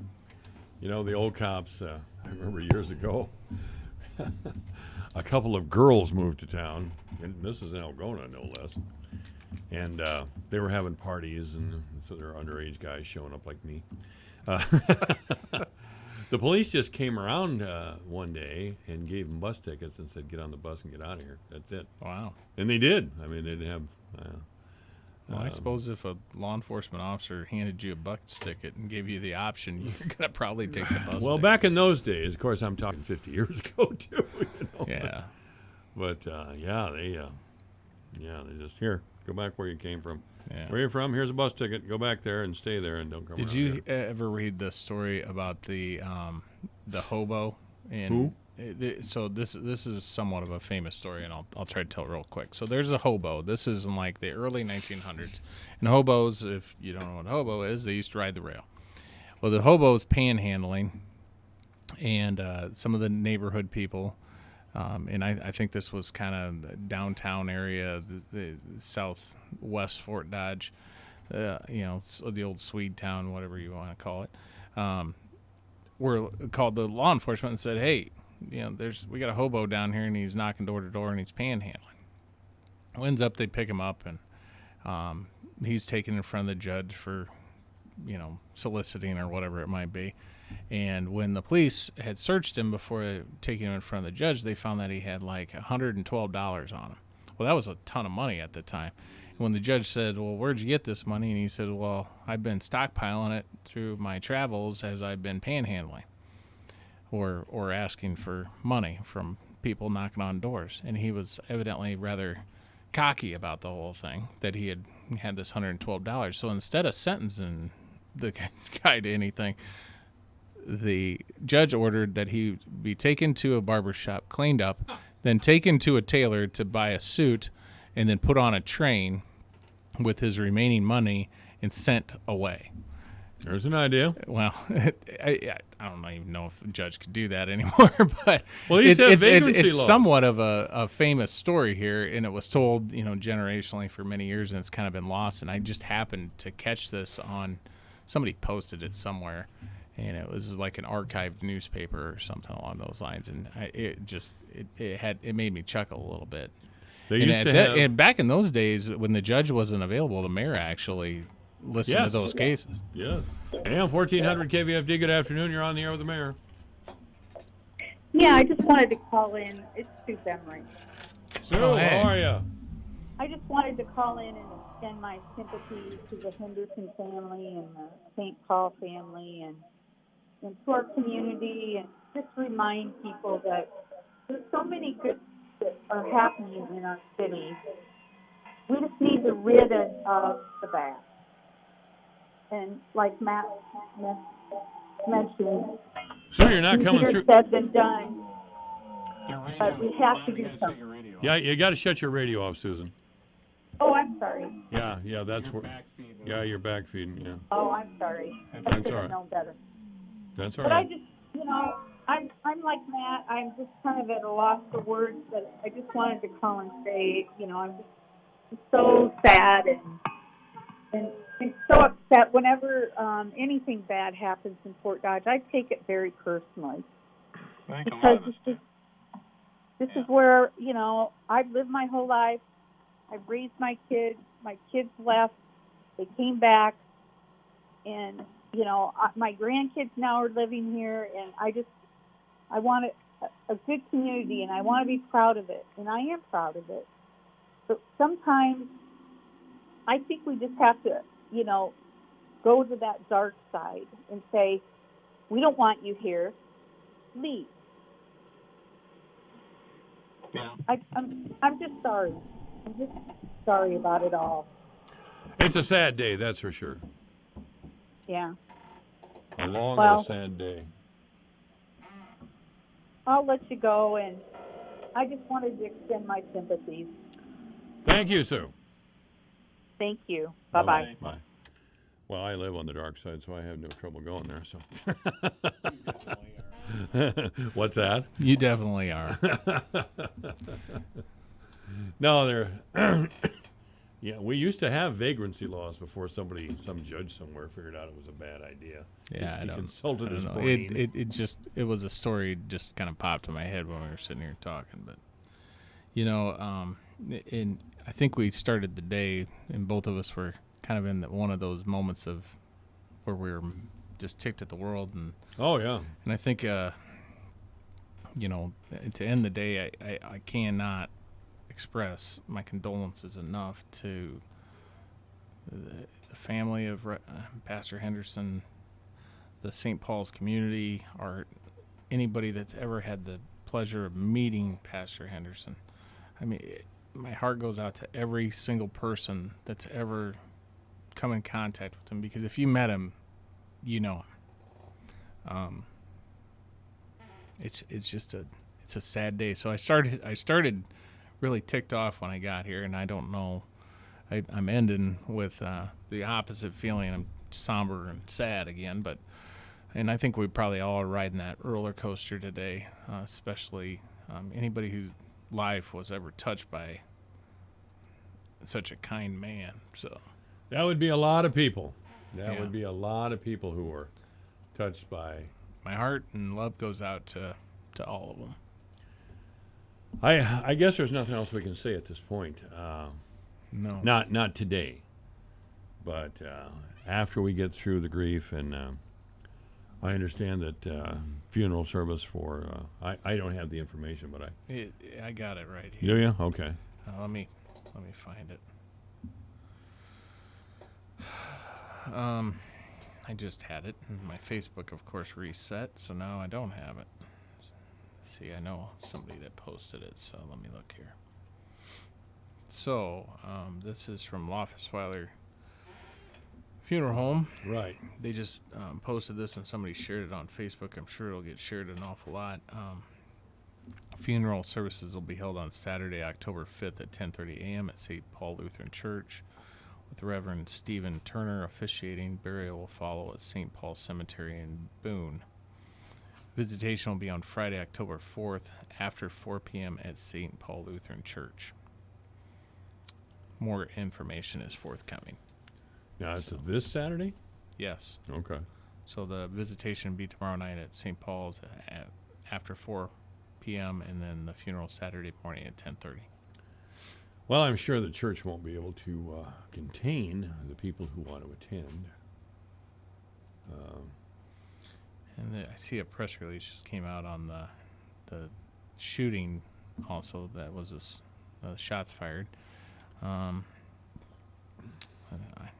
don't know if you want me to read this whole thing. Please do.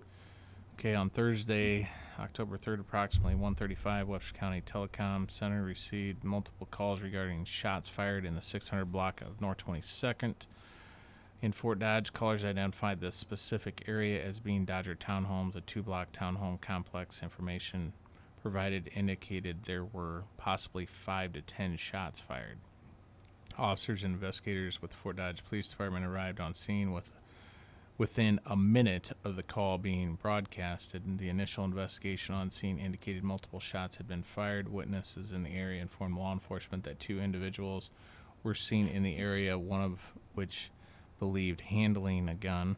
Just prior to the shots being fired, immediately after the shots were fired, it was reported that these individuals left the area to the south. The only available description that was given to law enforcement was that they were 2 black males in dark clothing. A search of the immediate area did not turn up any suspects matching the descriptions given. Due to the proximity of Fort Dodge Senior High, St. Edmunds Schools, Cooper, and Duncombe Elementary Schools, and 2 fleeing suspects, law enforcement made the decision to contact the schools, advising them to go into lockout precautions due to the potential of an outside threat. Officers searched the immediate areas of the school and did not locate anyone in the area. Schools were on lockout for approximately 45 minutes. While evidence was collected on scene, we are still needing the public's assistance in identifying those responsible. This was a brazen act of violence that took place in the middle of the day while school was in session nearly a block or 2 away. We feel there are those within the community that have knowledge of this incident and those involved. We strongly encourage them to contact the police department. There were no injuries reported. However, 1 vehicle was reported as having damage as a result of this incident.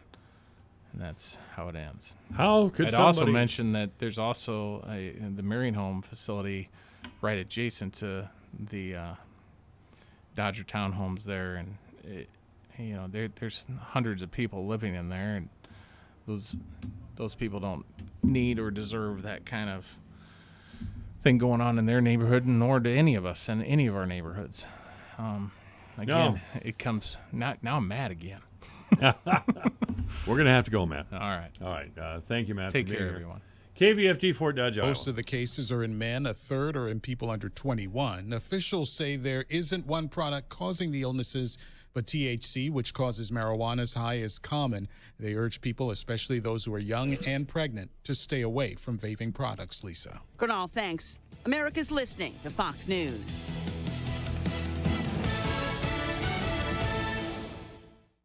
Hi, I'm Jay Farner, CEO of Quicken Loans, America's largest mortgage lender. Let's talk credit card debt for a minute. If you feel you're carrying too much of it, you're not alone. The average household in the U.S. carries over $8,000 in credit card debt. Ready for some good news? With a cash-out refinance from Quicken Loans, you can quickly and easily put some of the equity in your home to good use by paying off a lot of that high-interest credit card debt. A great way to take cash out is with our 30-year fixed-rate mortgage. The rate today on our 30-year fixed-rate mortgage is 3.99%, APR 4.08%. Call us today at 800-QUICKEN to learn how taking cash out with a 30-year fixed mortgage might be the right solution for you. And for a record 9 years in a row, J.D. Power has ranked Quicken Loans highest in the nation in customer satisfaction for primary mortgage origination. Call us today at 800-QUICKEN or go to rocketmortgage.com. For J.D. Power award information, visit jdpower.com. Rates subject to change. Pay 1.25% fee to receive this discounted rate. Call for cost information and conditions. Equal housing lender. License in all 50 states. NMLS number 3030. In a deadly crash of a World War II bomber in Connecticut had more than 7,000 hours experience flying B-17s. That's according to the NTSB. He, along with 6 other people, were killed yesterday when the plane went down at Bradley International Airport. State Public Safety Commissioner James Rovella was asked about this plane's history of incidents dating back to the 1960s and why it was in the air. The state police and I have talked this over quite a bit. We have concerns. I'm not at liberty right now to really go deep into that, but we have our concerns. The NTSB is investigating the cause of the crash. Attorney General William Barr calling on Facebook to give law enforcement a way to read encrypted messages sent by users. He's expected to make a formal request to Facebook in a letter with counterparts from the UK and Australia. Law enforcement say it's similar to wiretaps, but security experts say giving police access makes messaging insecure for everyone. Americans may be spending more on gifts this holiday season. Despite the gloom on Wall Street this week and uncertainty from the trade dispute with China, it appears we're in for a strong holiday season. The National Retail Federation is predicting U.S. holiday sales will rise between 3.8 and 4.2% this year. That compares to just 2.9% growth last year. Macy's says it'll hire 80,000 workers for the holiday season, approximately the same as last year. Target's planning to add more than 130,000 store employees, 10,000 more than 2018. Ginny Cosola, Fox News. This guy.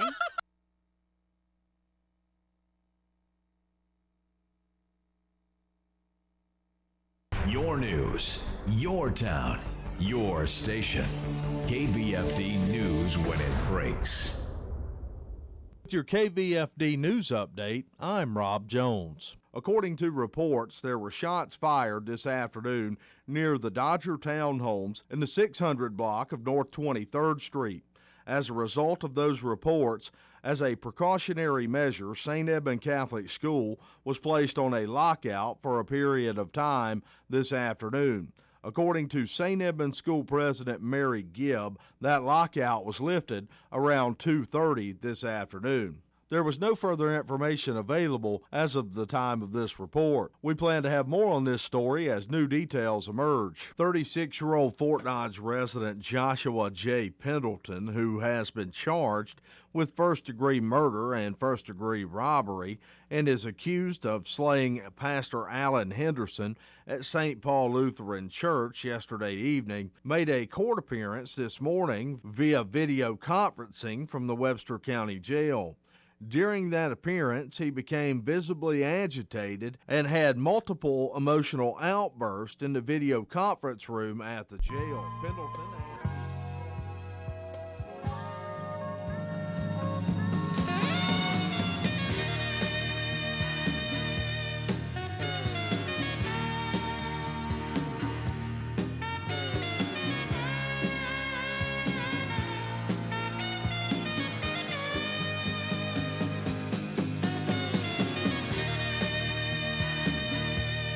Live from the headquarters of Ramsey Solutions, broadcasting from the Dollar Car Rental Studios, it's the Dave Ramsey Show, where debt is dumb, cash is king, and the paid-off home mortgage has taken the place of the BMW as the status symbol of choice.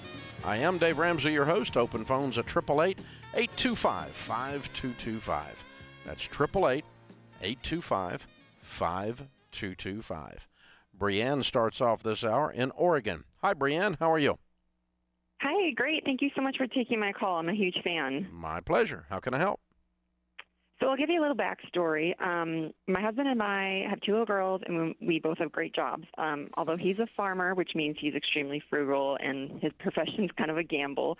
And but we live in a very, very, very small town where housing options are very rare. A house will open up once every 4 years. And so we've been really good with our finances. I'm a planner and motivated. I was also the spender until I realized that my husband's love language was financial security. And so I kind of cooled it, and I decided to be competitive with myself and get on track and be debt-free and everything.